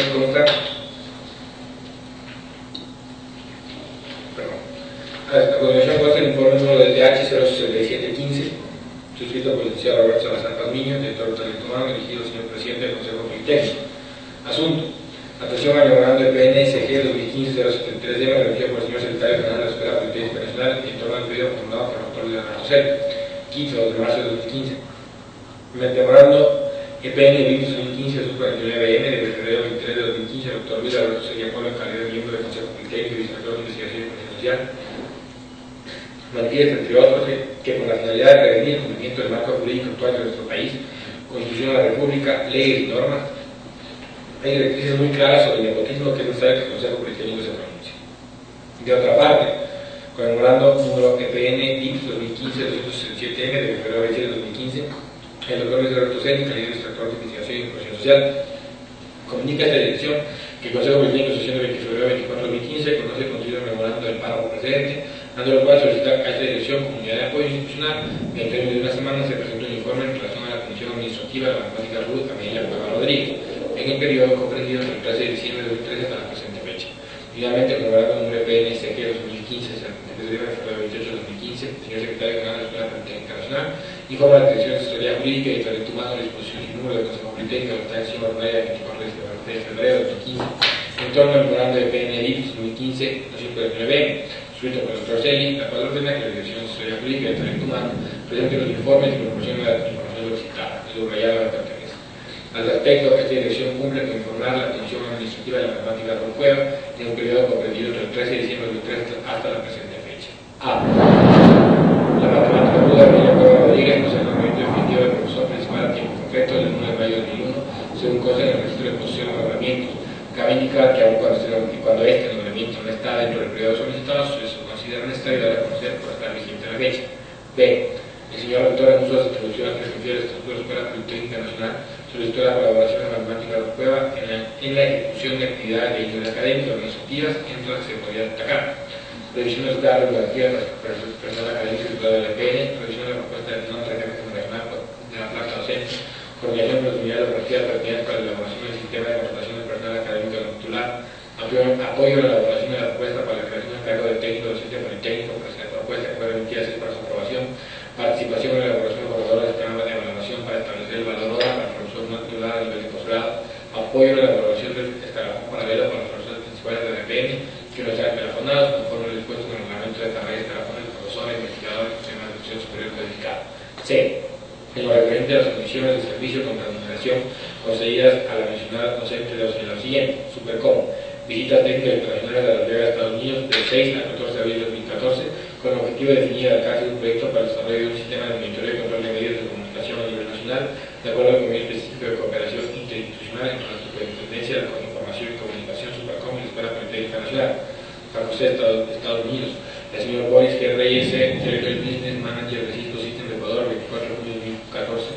extiende la invitación para que la Escuela Politécnica Nacional participe en el evento Executive Business Center. El mismo se llevará a cabo del 8 al 9 de julio en la ciudad de San José, Estados Unidos, con el objetivo de fomentar la transferencia de conocimientos y tecnología, el mismo que está dirigido a funcionarios del Ejecutivo. Los gastos han sido cubiertos por Cisco System. Invitación al 30 de junio de 2014 por la empresa Solinfra, quien recomienda la participación de la práctica Rodríguez en la Convención Nacional JACL Cuya América, la cual se desarrollará del 9 al 12 de julio de 2014 en San José, California. Simposium IAU 313 Galápagos, Ecuador. En base a la invitación realizada por el doctor Edison López, director del Observatorio Astronómico de la Atlántica Europea, participó en el Simposium IAU 313 que se realizó entre el 13 y el 17 de septiembre de 2014 en las Islas Galápagos. En lo relacionado al pago de viáticos, pasajes, etc., por conceptos de movilizaciones indicadas, pregunta el gran número de PNDF 2015-177M de 2 de marzo de 2015, escrito por el señor director financiero. D. En cuanto al cargo del coordinador del rectorado, es necesario indicar que el artículo 2 de la resolución número MNLFI 2012-0023 del 31 de enero de 2012, emitida por él en ese entonces Ministerio de Relaciones Laborales, faculta a las autoridades nominadoras que se encuentran legalmente incorporadas en los grados 8, 9 y 10 del nivel jerárquico superior, contar con el apoyo de un coordinador o coordinadora de despacho. En este contexto, el señor rector de la Escuela Politécnica Nacional cuenta con el apoyo de la licenciada Grace Erazo Herrera, quien cumple dichas funciones desde el despacho del rectorado, con lo cual ratifica que la Atlántica Europea no ostenta esa denominación. La Dirección de Talento Humano no tiene la competencia de verificar el cumplimiento de las actividades del personal académico titular. Sin embargo, se solicitado a la Atlántica Europea Rodríguez que presente a esta dirección copia certificada del informe por parte del jefe del Departamento de Formación Básica, a cual se encuentra escrita respecto al cumplimiento de su actividad de planificación académica. Finalmente, retomando la génesis que provocó la elaboración del presente informe, esto es el memorándum número EPN 2015-2019 de 23-2015, se permitido por el doctor de la Rosalía Solo, al Consejo Politécnico, que manifiesta, entre otros, que hay directrices muy claras sobre el nepotismo, que es necesario que el Consejo Politécnico se pronuncie, que permite informar que, de conformidad con los preceptos establecidos en el artículo 6 de la LOCEP y el artículo 6 del Reglamento General, la autoridad nominadora de la Escuela Politécnica Nacional, a partir del 13 de diciembre de 2013 hasta la presente fecha, no ha designado, nombrado, posicionado y dio contratado a pariente que involucre el segundo grado de afinidad y cuarto de consanguinidad. Atentamente, el licenciado Roberto Salazar Pazmiño, director de Talento Humano. Señor presidente, está junto al documento del ingeniero Salazar los siguientes documentos: el número de PNDF 2015-177M de 2 de marzo de 2015, suscrito por el economista César Augusto Espinosa de la Prueba, director financiero de la Escuela Politécnica Nacional, dirigido al licenciado Roberto Salazar Pazmiño, director de Talento Humano. Asunto: Comisión de Servicio Matemático Europeo. De mi consideración, la actuación abogando de PNDTH 2015-0493 tiene de fecha 28 de febrero de 2015, mediante el cual lo cita. Certificará esta dirección los costos en caso de haberlos en los que incurrido la Escuela Politécnica Nacional en torno a los siguientes desplazamientos, tanto dentro como fuera del país, de la matemática europea. Deberá certificar con base en los documentos que reposan la dirección financiera los siguientes. Con fecha 2 de abril de 2014, la Escuela Politécnica Nacional suscribió el convenio específico de cooperación interinstitucional para la Superintendencia de Información y Comunicación, que, de acuerdo con el cláusula segunda, fue para definir el alcance de un proyecto para el desarrollo de un sistema de monitoreo y control de medios de comunicación a nivel nacional.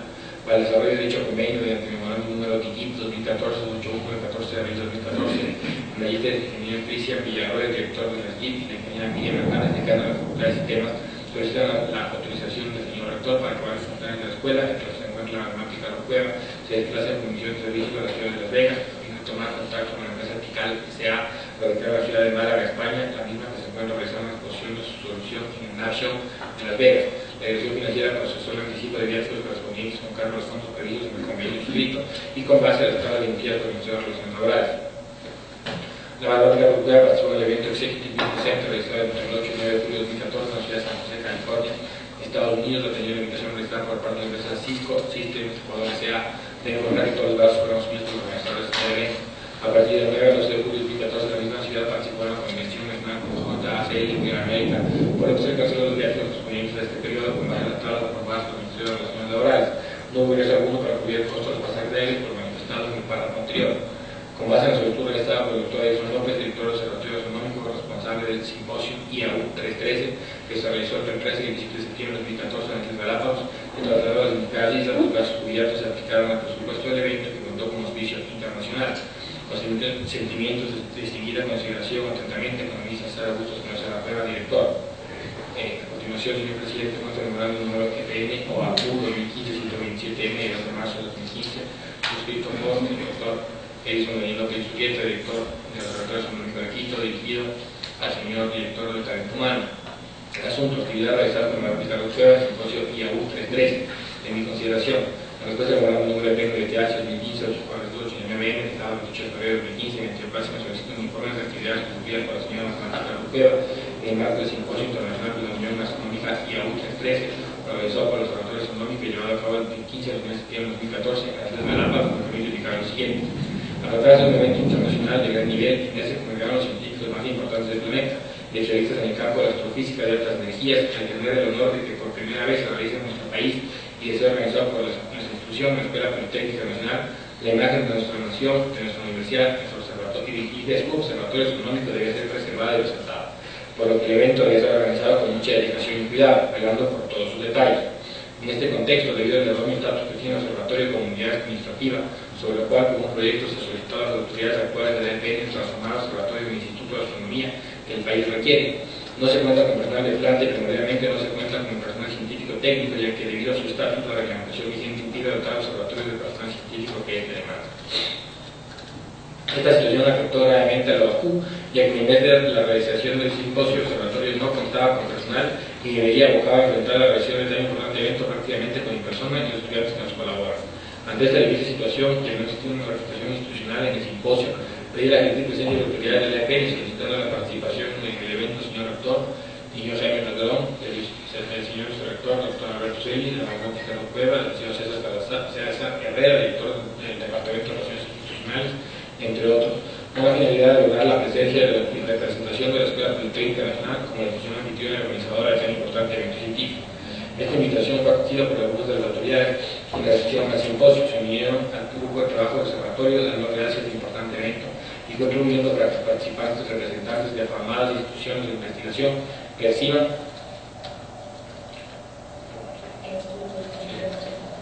que la Escuela Politécnica Nacional, su Observatorio Astronómico y el Ecuador han organizado un evento científico de gran honor.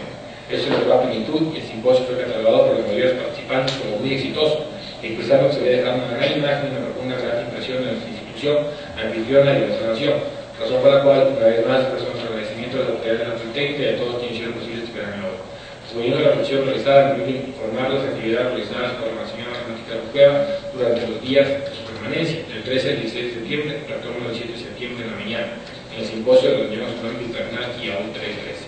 Debido a la logística y la articulación de los detalles preparativos de la inauguración y inicio del evento, colaboración y gestión con las autoridades y personeros del municipio de Santa Cruz, colaboración en la composición de equipo para entregar a participantes, presencia en el Welcome Reception como escuela institucional y de protocolo, apoyo logístico y de coordinación de los detalles previos del acto inaugural, participación en el evento inaugural como escuela institucional, colaboración con la organización logística y corrimiento del Ingeniero Jaime Calderón, rector de la Escuela Politécnica Nacional, en entrevistas a los medios de comunicación locales, informando a la ciudadanía sobre el simposio y el apoyo institucional al desarrollo científico, presencia como escuela institucional en las actividades de divulgación de la ciencia astronómica, eventos públicos, como charlas técnicas abiertas, observaciones nocturnas, con sentimientos de debida consideración, atentamente, PhD Edison Daniel López Urquieta, director. Adicionalmente, señor presidente, consta el registro de posición de nombramientos. En Quito, a 28 de mayo de 2001, ante el de la Oficina de Personal de la Escuela Politécnica Nacional, la señora Ruda Amelia Cabral Rodríguez, cuyo nombramiento rige a partir del 1 de mayo de 2001, prestó la promesa de cumplir los deberes y obligaciones que las leyes, estatutos y reglamentos imponen como profesor principal a tiempo completo. Hasta ahí los documentos, señora presidenta. Sí. Porque la Politécnica Nacional merece que este Consejo Politécnico trate las cosas con altura. Yo voy a permitirme retirar y le solicito que se vea esa comunicación. Gracias. Léase, por favor. Quito, marzo 2 de 2015, el señor Jaime Calderón Segovia, rector de la Escuela Politécnica Nacional, presente. De mis consideraciones. En virtud de que el licenciado Roberto Salazar, director de Talento Humano, mediante el número de PNDTH 2015 por 188M, me solicitó el informe de las actividades correspondientes a los semestres 2014A y 2014B, debo indicar que procedimiento intermedio al Honorable Consejo Politécnico, que adjunto al presente un informe de las actividades ejecutadas correspondientes al periodo académico 2014A, certificado por la ingeniera Mirta Morales, jefa del Departamento de Formación Básica. Presento este documento directamente a la máxima autoridad de la institución en razón de que se trata de un informe académico de un profesor de la institución y por lo tanto no es de competencia en ninguna instancia administrativa. Respecto al informe ejecutado del semestre 2014B, es de conocimiento general que el semestre aún no ha concluido, por lo tanto no cuento todavía con el informe de labores ejecutadas. Dado que el máximo organismo de una institución de prestigio de la Escuela Politécnica Nacional debe discutir temas de trascendencia para su futuro, en lugar de enfrascarse en ataques personales que no hacen otra cosa que bajar el nivel de debate en estricto respeto a la comunidad politécnica, no me encontraré presente en la discusión de los informes y documentos que he solicitado el director de investigación y previsión social. También debo comunicar que, en mi calidad de profesora politécnica, en ejercicio de mis derechos y cumpliendo mis obligaciones, continuaré participando en todos los proyectos y programas que podrían requerir de mi contingente académico dentro o fuera del país, así como, con base en el reglamento de carrera Escalafón, seguiré realizando actividades de gestión relacionadas con los procesos académicos ordinarios de la institución, ya que no considero de justicia excluirme por consideraciones infundadas y carentes de base jurídica. Finalmente, quiero hacer notar a los señores miembros del Consejo Politécnico que, en los hechos, se ha abierto una investigación sobre mis actividades en la Escuela Politécnica Nacional sin haberse presentado denuncias de ningún tipo, agraviando mi buen nombre y mi trayectoria en la escuela, a la cual he servido durante 30 años. Confío que el presidente de la DEPOM, como el representante de los profesores de la Escuela Politécnica Nacional, haga respetar mis derechos, se asegure que se aplique el debido proceso y vigile que en la discusión se evite mancillar mi nombre y trayectoria institucional. Atentamente, Matemática Ruth Cueva, profesora principal, representando profesores del Consejo Politécnico, director de Recto Semilla y 1435. Señor presidente, en la comunicación se adjunta los siguientes documentos. Oficio número EPN OAQ 2014-003 o de 2 de octubre de 2014, suscrito por el doctor Erickson López, director del Observatorio Astronómico de Quito, dirigido a la matemática Ruth Amelia Cueva Rodríguez, docente de la Escuela Politécnica Nacional. Estimada matemática, nos es grato dirigirnos a usted para expresar nuestro agradecimiento por el apoyo institucional, el suyo propio y por su participación en el Simposio Internacional de la Unión Astronómica IAU 313, Extragalactic Jet from an Angle, que se llevó a cabo desde Santa Cruz, Islas Galápagos, del 15 al 19 de septiembre del presente año. Permítanme felicitarle por su importante aporte en este gran evento de interés internacional en el que usted fue uno de los nuestros principales invitados y una de las autoridades que representó a nuestra institución. Revisando mi sentimiento de consideración y estima, atentamente, doctor Erickson López, director. Finalmente, el documento es el siguiente: Escuela Politécnica Nacional, Dirección de Planificación y Evaluación Docente, Departamento de Formación Básica de FB, Informe de Actividades del Periodo Académico 2014A, docente, Cueva Rodríguez Rodameli. Actividad docente curricular, asignatura Matemática Avanzada, puntos 194. B300, publicaciones, autores. Título de la publicación, la enseñanza de las funciones, una visión integral, puntos 200. Gestión institucional, cargo, condiciones de emergencia administrativa, punto 288. D200, participación en organismos reconocidos por el Consejo Politécnico, convenio específico de cooperación interinstitucional con superintendencia, puntos 200. D300, otras actividades, coordinación para la redacción de textos del Ministerio de Educación, puntos 40, total de puntos en el semestre 922, suscribe la docente Luz Cueva Rodríguez y la jefa del departamento en Ingeniería Militar Morales. Hasta ahí los documentos presentados, señor presidente. Doctor Celi. Sí, señor presidente. Yo primeramente quisiera que tengamos cuidado en no confundir cuestiones sentimentales o emocionales con situaciones académicas. Este Consejo Politécnico, como máximo organismo y de acuerdo con las actividades que están contempladas en el estatuto, tiene capacidad fiscalizadora en ciertas situaciones que parecerían ser que hay anomalías. Entonces, desde ese punto de vista, yo sí quisiera, porque yo también tengo mis problemas personales que aquí nadie conoce, y podría argumentar para también un poco de causar un poco de sensación emocional que podría influir en las personas. Justamente eso es una de las cosas que normalmente en los temas de fiscalización se evitan, y debemos evitar, no por ser hombre o mujer, según el caso, podemos nosotros utilizar ciertos argumentos emocionales para tratar de influir en las personas. Yo creo que eso no es lo adecuado. Una cosa. La segunda situación es, aquí no estamos, yo jamás he atacado siquiera una posición personal, no estamos atacando ninguna situación personal ni académica, lo cual me parece por demás realmente leer currículum de la matemática Ruth Cueva. Yo personalmente creo que valoro, lo he expresado en distintos foros, a los profesores de la Escuela Politécnica Nacional, hemos manifestado eso. Recién estuve en una defensa de un tribunal que dirigía a nivel de una maestría, y una de las cosas que decía es que valoro y respeto a todos los profesores que han formado parte de esta institución y a los nuevos que se incorporan, porque el nivel académico de la Politécnica ha sido confrontada en los distintos estamentos en los que nos hemos manifestado a nivel nacional e internacional, y es a nivel de todos los profesores de la Escuela Politécnica. Lo hemos podido ver a nivel internacional, porque yo no conozco un caso de una persona que haya salido, un profesor que haya salido de la Politécnica Nacional y que no haya podido desarrollar un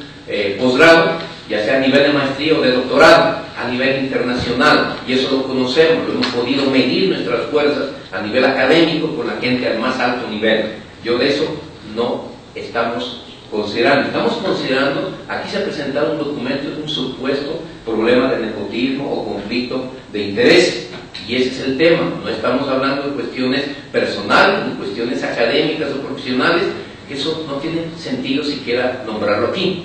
Eso por un lado. Por otro lado, el director de talento humano, yo quisiera simplemente llamar la atención de algunas cositas, que hay errores.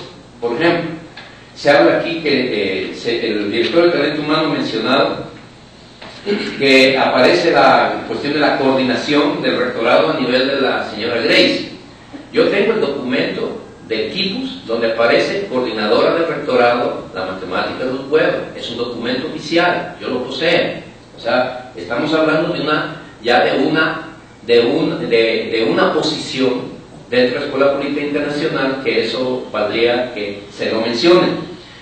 En cuanto a lo del doctor Erickson López, personalmente hablé con él me llamó para saber, no estaba enterado del tema, y lo que me expresó verbalmente, con todo el respeto que le tengo a Erickson López, y le respeto mucho, es una persona académica muy valiosa, y él me dijo en los siguientes términos: Alberto, yo no puedo expresar directamente todo lo que realizó la matemática Ruth Cueva. He pedido a mi personal que trabaja allí para que lo mencione, porque yo no puedo atestiguar cosas que no vi, porque él estaba en la coordinación moviéndose de un lado para otro. Entonces, bajo ese sentido, él ha pedido, me dijo que él ha pedido la cuestión a nivel de su personal. Hay una parte que dice de visitas nocturnas. Yo personalmente estuve en esa situación, fue el día martes, y no la vi. Bueno, yo no quiero ya entrar en detalles muy... simplemente quiero señalar ciertos errores de los dos informes, en donde aparecen algunas cosas. Por ejemplo, y también quisiera decir una cuestión. Yo quiero esto que se lo tomen, porque aquí se están dando giros, y como hay comunidad politécnica que nos está escuchando, yo quiero ser bien específico en estas cosas. Yo jamás aquí he presentado algo para agraviar a las personas. Por favor, no demos ese giro. Este Consejo Politécnico tiene su función de fiscalizar, presentar posibles anomalías para que sean investigadas. Yo no estoy acusando, yo no estoy presentando ningún tipo de acusación. Justamente lo que manda la ley es que se presenten algunas evidencias que permitan ver que hay posibles anomalías para investigarlo. Así que yo no entro en ningún problema de una posible juicio contra mí por difamación, porque yo jamás he difamado aquí y tampoco he agraviado el buen nombre de ninguna persona. Y eso que conste aquí, lo estoy diciendo para que lo conozca la comunidad politécnica y lo sepa. Si alguien me dice que yo le he agraviado, hablaremos para ver dónde está. Si se necesita revisar una grabación, no tengo ningún problema en revisar eso. Yo no he agraviado a ninguna persona. ¿Será agravio decir que hay unas posibles anomalías de conflictos de intereses o de nepotismo en esta situación que se ha señalado? ¿Estoy agraviando a las personas? Discúlpeme, por favor, utilicemos los términos correctos, porque si no aquí comenzamos a dar giros emocionales para hacer que la gente sea influida por cuestiones sentimentales y emocionales, y ese no es el tema de esto. Otro error que se está cometiendo también, más que nada en el informe jurídico, ¿sí?, es confundir, de lo que me di cuenta en el informe jurídico del doctor Pérez, es confundir lo que son gestiones académicas y gestiones administrativas. En el artículo 5.1 del reglamento de escalafón del reglamento, a ver, exactamente el reglamento de carrera y escalafón del profesor codificado, ¿sí? Dice lo siguiente: actividades del personal académico. Los profesores e investigadores de las universidades y escuelas politécnicas, públicas y particulares, titulares y no titulares, pueden cumplir las siguientes actividades. En derecho público solo es posible hacer lo que está escrito, palabras de nuestro, que ya uno se va formando con las cosas jurídicas. Parte A, de docencia. Parte B, de investigación. Parte C, de dirección o gestión académica. Dice de dirección o gestión académica. Se está confundiendo con la gestión administrativa. En el artículo 8, actividades de dirección o gestión académica del mismo reglamento, menciona todas las actividades de dirección y gestión académica. Jamás asoman las cuestiones de coordinación y de rectorado, porque eso no es gestión académica. Debe estar claro lo que es gestión académica. No puedo leer aquí porque no quiero aburrirles, son 14 ítems que ustedes pueden revisar, en donde no aparece ninguno de ese tipo de cosas, porque la gestión académica tiene que ver con direccionar cosas con nivel académico. El director jurídico pone el ejemplo que en las actividades que yo he delegado a la gente, profesores, hay cuestiones administrativas. Discúlpenme, un director de investigación desempeña una actividad académica, no administrativa. Al menos me pareció así entenderle al asesor jurídico. Espero, mejor sería que yo me equivoque, porque no sería bueno que se esté interpretando mal este reglamento.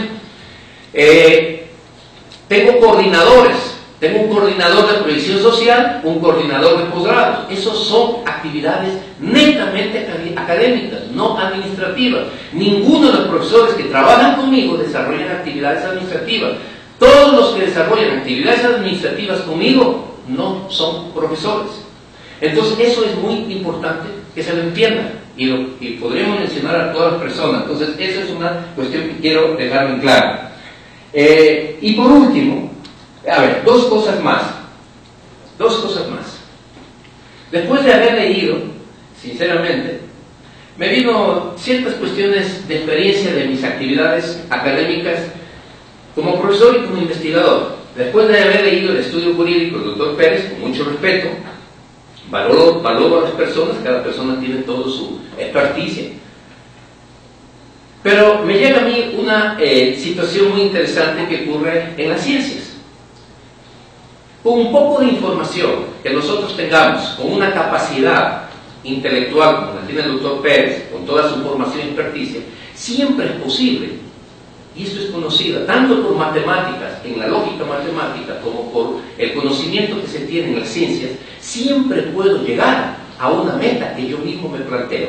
Y las metas a las que puedo llegar son totalmente distintas, dependiendo de cuál es el camino que yo escoja para partir de una información y una estructura lógica que es basada en la experiencia, en la capacidad que tiene, en este caso el doctor Pérez, para llegar a conclusiones que pueden divergir de otro abogado.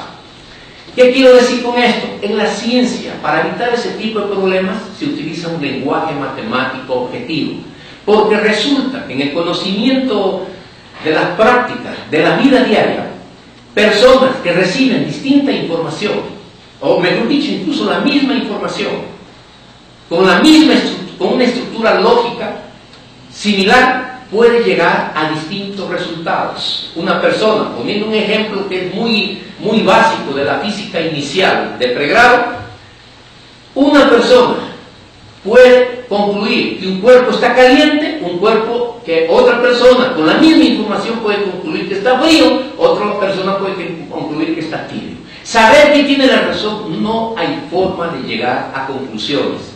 La única forma es dejarse llevar por una herramienta que es objetiva, totalmente objetiva, y en la cual todos los científicos han convergido, han llegado a acuerdo, mejor dicho, para poder estructurar la ciencia. Esas herramientas son las matemáticas. El problema es que en ciertas situaciones, ¿no? Yo, desde el punto de vista como nosotros lo manejamos en las ciencias básicas, La cuestión de derecho no forma parte de eso porque justamente no utiliza las matemáticas como una herramienta objetiva. Entonces se pueden llegar a distintas conclusiones. Entonces a mí no me asombra, y realmente tiene todo su derecho, estoy de acuerdo con su punto de vista, mejor dicho, en cuanto a la lógica que lleva el doctor Pérez, porque a seguir un argumento lógico y todo eso, pero la conclusión a la que llega no tengo por qué estar de acuerdo, porque no hay un juez objetivo, como sí existe en las ciencias. Por tanto, yo le pregunté, yo primeramente una cosa quisiera pedir, como lo nombra en el estudio jurídico el doctor Pérez, se mandó una comunicación el día jueves para puntualizar ciertas cosas que no han sido contestadas, y lo mismo al director de talento humano que no han sido contestadas. Yo le pediría aquí en el Consejo Politécnico, por favor, que me amplíen un poco más esos informes con los requerimientos que yo les mandé por equipos, y no es necesario que se lo vuelva a leer aquí en el Consejo Politécnico, solamente que se me lo haga llegar y con los respaldos de toda la documentación que ahí se menciona. Por favor, lo solicito eso como autoridad de esta institución. Y la segunda cosa que quisiera preguntar al doctor Pérez es, siendo que usted ha sido contratado, ha sido empleado por el rector de esta institución, ¿qué posibilidades hay de que existan conflictos de intereses? ¿No sería mejor que usted se haya excusado? Porque usted al final dice algo parecido, ¿no? De que nos pide más bien que se mande esto a un organismo de control externo. Lo vamos a hacer. Pero, no sé, hubiera sido mejor que se excuse ante una situación de la influencia por el nombramiento directo del señor rector, porque ustedes saben, y esto es muy conocido en la ciencia, la percepción que reciben nuestros sentidos siempre es afectada por influencias externas. Cualquier argumento que yo utilice para sacar un resultado siempre se verá afectado por la influencia a mi alrededor. Por eso es que las ciencias, al menos las ciencias exactas, la física, la química, utilizan como herramienta objetiva las matemáticas. Eso es todo. Doctor. Tengo a bien responder primero la inquietud. No me excusé primero porque el pedido fue expreso al director jurídico. Entonces, si era una obligación hecha en este consejo, era mi obligación pronunciar. Segundo, si me hubiera pronunciado, hubiéramos incurrido en lo mismo. Porque si yo me hubiera excusado, hubiera respondido otro abogado de la Dirección de Asesoría Jurídica, que es dependiente de mí y es contratado por mí. Entonces, el supuesto conflicto se hubiera generado, pero en el ámbito de la dirección jurídica. No creo que sea un conflicto de intereses, porque el conflicto de intereses habla claramente en la exposición que hago, es sobre un interés personal y particular. Yo en ese informe no estoy hablando absolutamente de nada que tenga que ver conmigo. Si yo hubiese hecho un informe que tenga que ver con una situación particular de René Pérez Proaño, evidentemente hay un conflicto de intereses. He recurrido a la jurisprudencia, he recurrido a la legislación, a la doctrina para ejemplificar este criterio. Por eso firmo de manera manuscrita, sugiero que se presente esto en la Contraloría, en el CES, en la Procuraduría General del Estado e inclusive en el órgano que regula mi intervención como profesional, que es el Foro de Abogados. Yo creo que hay que tener mucho cuidado. Ventajosamente no se ha puesto en tela de duda la idoneidad de los criterios de la Dirección de Asesoría Jurídica, porque eso sería un poquito complicado, no por mi nombre, sino por esta institución. Porque empezando por este consejo hasta jefes de departamento, inclusive los gremios, para sus decisiones han tomado en cuenta el criterio de la Dirección de Asesoría Jurídica. Entonces hay que tener un poco de precaución con respecto a cómo evaluar y valorar este criterio. Bueno, con respecto a los métodos de argumentación, la argumentación jurídica como tal es una ciencia. Y más allá de los razonamientos de las ciencias básicas, yo simplemente no podría decir nada más, sino lo que me corresponde a mí como profesional que ha estudiado profundamente la argumentación jurídica. Y claro, dicen que donde hay dos abogados hay tres criterios. Lo cierto es de que yo recurro a fuentes, recurro a legislación y recurro a sentencias. Entonces, por eso están las firmas de responsabilidad. Más allá de querer convencer, está ahí el criterio, y por eso se sugiere que se ponga en conocimiento de otras autoridades. Finalmente, con respecto a la comunicación que se mandó después, fue el 28, es decir, fue el día viernes. Si se revisa, al menos en lo que corresponde a la Dirección de Asesoría Jurídica, de una u otra manera se hace referencia a todos. Ahora, yo sí creería que más allá de la información, porque no solamente se pide la información, sino se pide un análisis a la Dirección de Asesoría Jurídica. Entonces he citado una parte de su comunicación en la cual usted habla de presuntas responsabilidades de otras direcciones. Eso es un poco complicado para que una dirección acuse a otra. Primero, porque no es competente, y segundo, porque somos de la misma institución y hay órganos superiores en el ordenamiento de la República que tienen que establecer ese tipo de responsabilidades. Segundo, en este mismo punto final, si se pueden pedir los documentos y si se tienen ciertas ideas o hay ciertas presunciones, lo digo en el informe 2 veces, habría que ir directamente a la Contraloría General del Estado para que sea esta institución la que resuelva. Así lo manda la ley. Yo creo, con todo el respeto que merece este consejo no tiene la capacidad jurídica ni la competencia para resolver sobre temas del nepotismo, porque eso implica, más que cualquier tipo de sanción administrativa, implica la devolución de los dineros mal habidos en función de ese nepotismo, y como tanto esta institución no puede emitir glosas en ese ámbito. Por eso es que la competencia recae en la Contraloría General del Estado. Por tanto, si se piensa que hay presunciones de nepotismo, debería tramitarse directamente en la Contraloría General del Estado. Y en el tema de conflictos de intereses, que es sobre asuntos puntuales que tienen que ver con las resoluciones tomadas, quizá, si se piensa que es de este organismo del Consejo, quizá sea el CES el que tenga que resolver sobre la validez de esas resoluciones. Es lo que yo puedo comentar con respecto a la intervención del doctor Cepeda. Bien, señores, tenemos como 14 puntos del orden del día. Si hay temas que son de carácter académico, en la universidad lo más importante es lo que gira en torno a la parte académica. Y yo les había hecho llegar la semana pasada el reglamento general vigente de la Escuela Politécnica Nacional desde el año 95. Entonces, si ustedes quieren abrir la discusión sobre un tema que nos ha llevado más de 1 hora, el artículo 254 dice: la discusión de un asunto tendrá como base una moción presentada por uno de los miembros.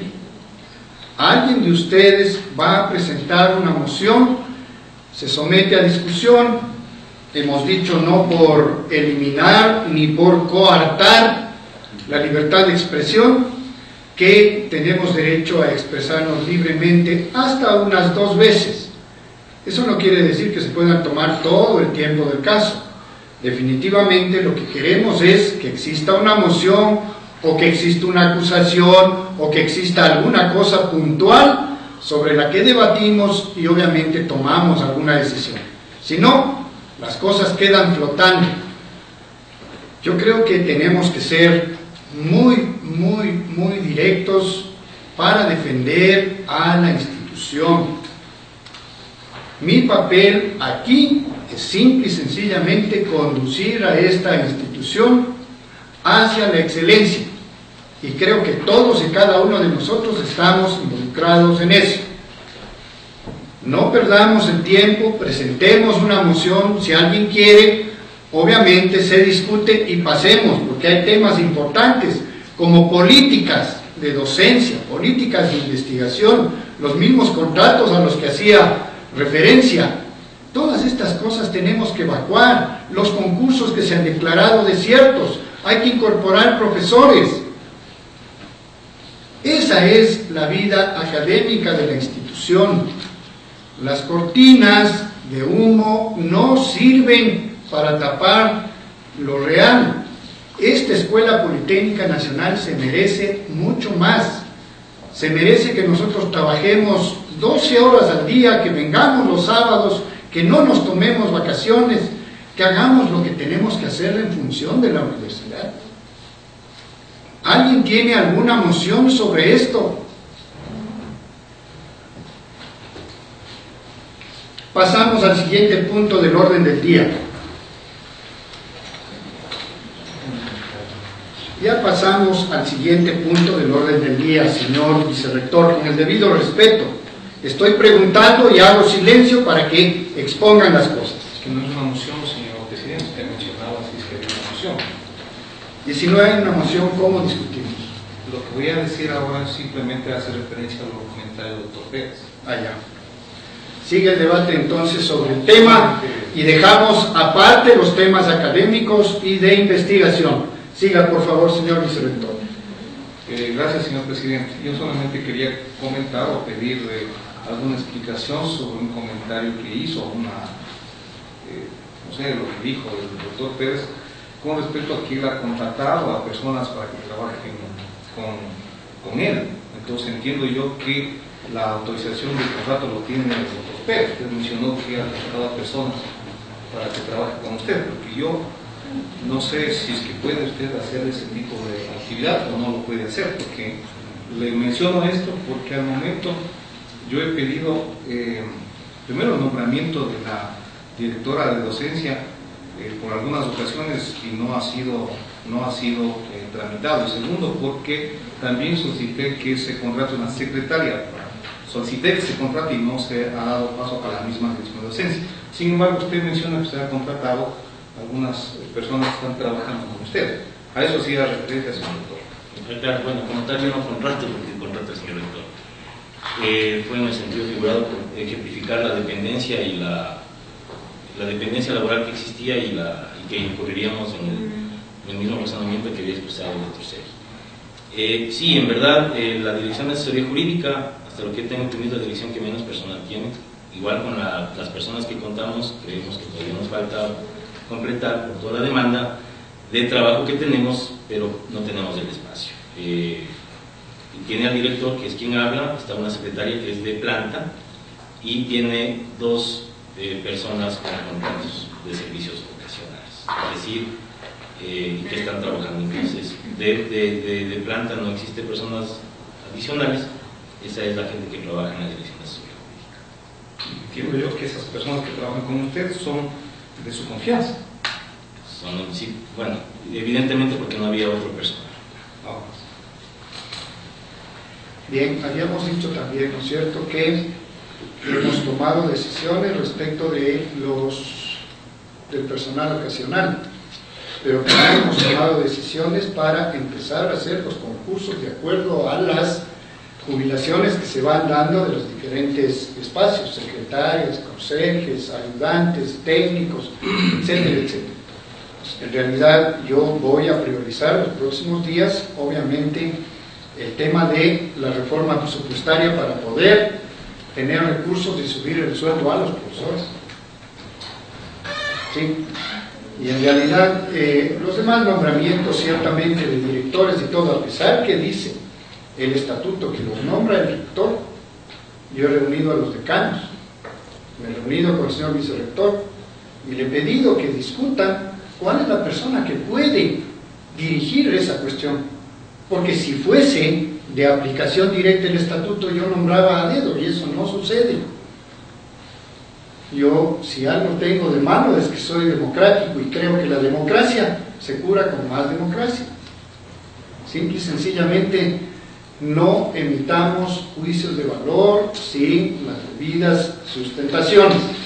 Siguiente punto del orden del día, señor secretario. Siguiente punto.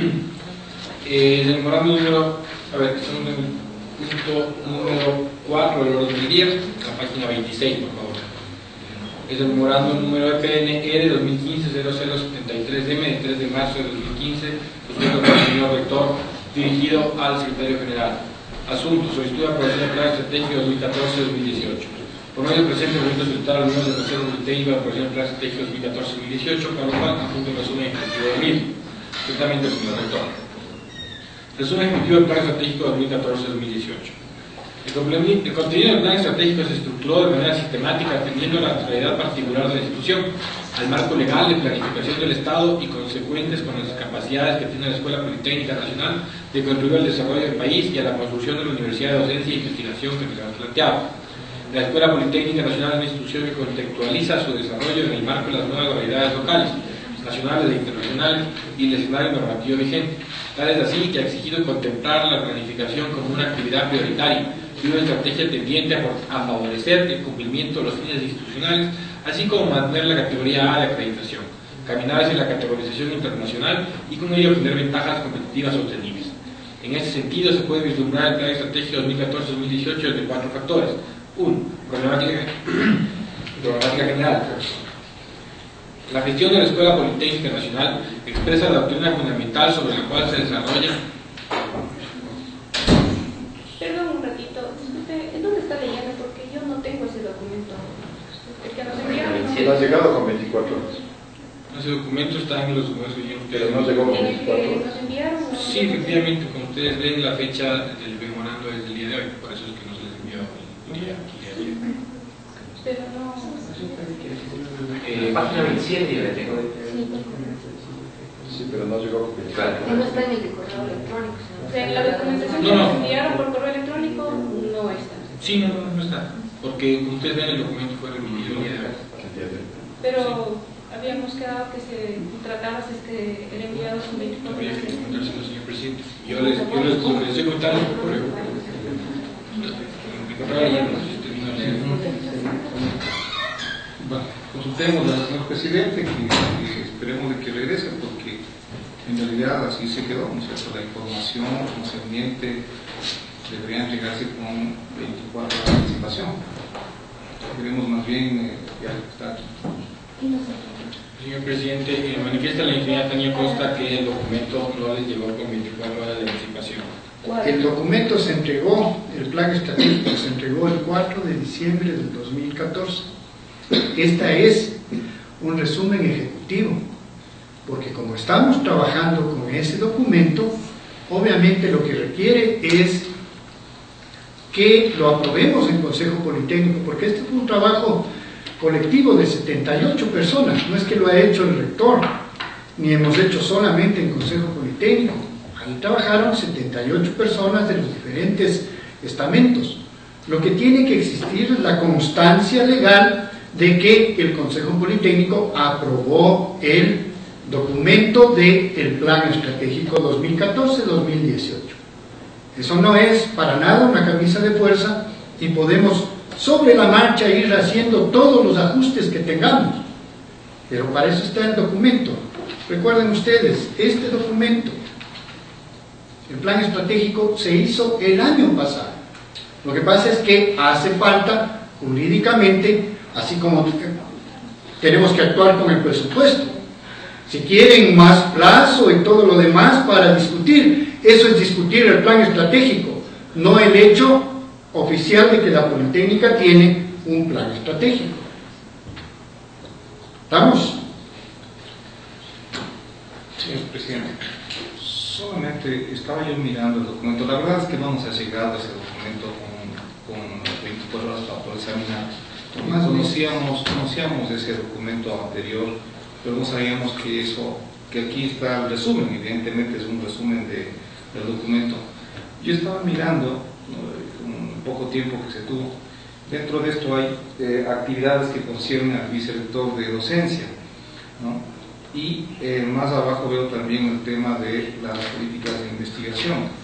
Yo creería, ¿no es cierto?, con el respeto suyo, ¿no es cierto?, y todos los miembros de este consejo, que se debería analizar en los consejos respectivos, es decir, en el consejo de docencia, en el consejo de investigación, este documento, a través del documento resumen. Creo que es importante que se socialice, si bien yo recuerdo también haber participado, pero no recuerdo haber tenido ya resultados a este nivel que usted hace mención en este momento.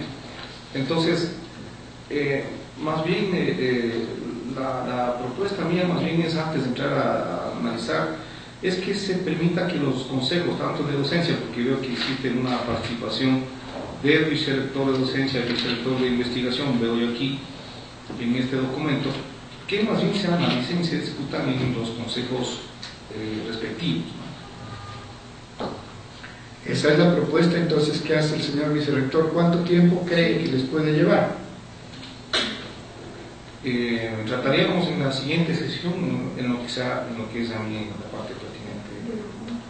Ya, entonces el próximo martes tomamos una decisión sobre esto. El plan estratégico está hecho, es el marco general de planificación. Se pueden hacer todos los ajustes que sean del caso. Eso es lo que queremos decir. Un plan estratégico no es una camisa de fuerza, es un referente discutido por un colectivo. Pero todo se puede encontrar, porque personalmente yo... Le vamos a poner a todo el documento en la red. No, pero ¿puedo hablar? ¿Puedo hablar? Sí. Creo que pidió la palabra el doctor César. Démosle paso. Solamente quería indicar que cuando usted convocó a los 3 consejos, se entregaron esas carpetas y se abren esas carpetas. 4 de diciembre. Ahí adentro está un CD que se llama Plan Estratégico, ¿sí? Y recuerdo que al ingeniero Raúl Córdoba le llevamos personalmente esa carpeta. Ahí está. Hay que abrir la carpeta y el CD está. Bueno, pero de todas maneras lo que estamos diciendo es, esto ya está. Formalmente, este consejo tiene que, para no leer exactamente las 105 páginas que tiene aquí en consejo, es que se ha hecho un resumen ejecutivo. Doctor. Sí, yo diría que necesito, por ejemplo, en el Consejo Politécnico, aquí están implicados temas de docencia, temas de investigación. Necesitamos el Consejo Politécnico como el máximo organismo de las políticas de investigación de la Escuela Politécnica Nacional, considerar el documento, discutirlo.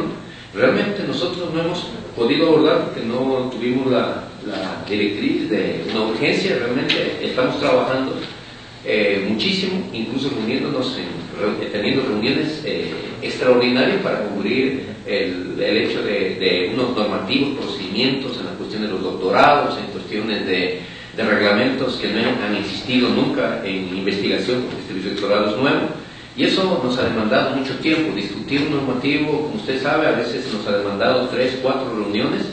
Y entonces yo creo que este tipo de cosas no solamente es una cuestión de decidir aquí en el Consejo Politécnico, es una cuestión de ser socializado.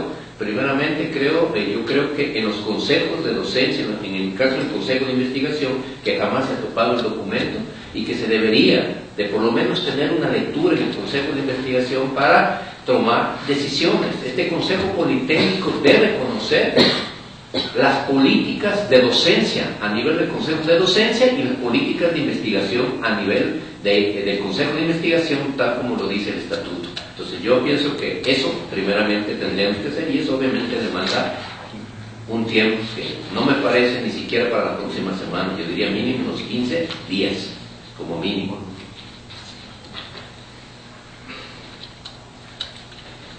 Yo no tengo ningún problema.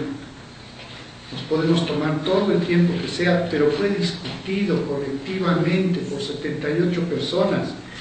Y toda la socialización que se debió haber hecho, y todo el entendimiento y toda la lectura, ha pasado suficiente tiempo. Lo que estamos diciendo aquí es: aprobamos un resumen ejecutivo, el plan estratégico está en vigencia. Dicen no porque necesitamos 15 días más. Ese no es el problema. El problema es que estamos desconociendo el trabajo previo que hicimos 78 personas de esta universidad, donde emitimos nuestros criterios, no solamente de un consejo, de una autoridad o de una persona. Intervinieron estudiantes, intervinieron trabajadores, autoridades, decanos, vicerrectores, rector. O sea, fue una gestión colectiva. Pero si es 2 semanas lo que requiere, no hay problema. 2 semanas, ya, se resuelve que en 2 semanas volvemos a tratar el tema. 4 y 5, ¿no? Porque el 5 era... Sí, señor Cajas. Sí, bueno, yo solamente un poco recordar y felicitar la iniciativa que hubo cuando se tuvo la iniciativa de discutir este plan. Y yo creo que es bueno también que lo discutan en los consejos. Espero que no haya cambios radicales en eso, pero únicamente felicitar esa apertura que hubo para discutir esta. Espero que no sea la última vez, sino que más bien sea una sana costumbre que se instaure en la institución. Gracias. Yo tengo una pregunta. ¿La posibilidad de socializar el plan estratégico a la comunidad politécnica? ¿Ponemos en la página web?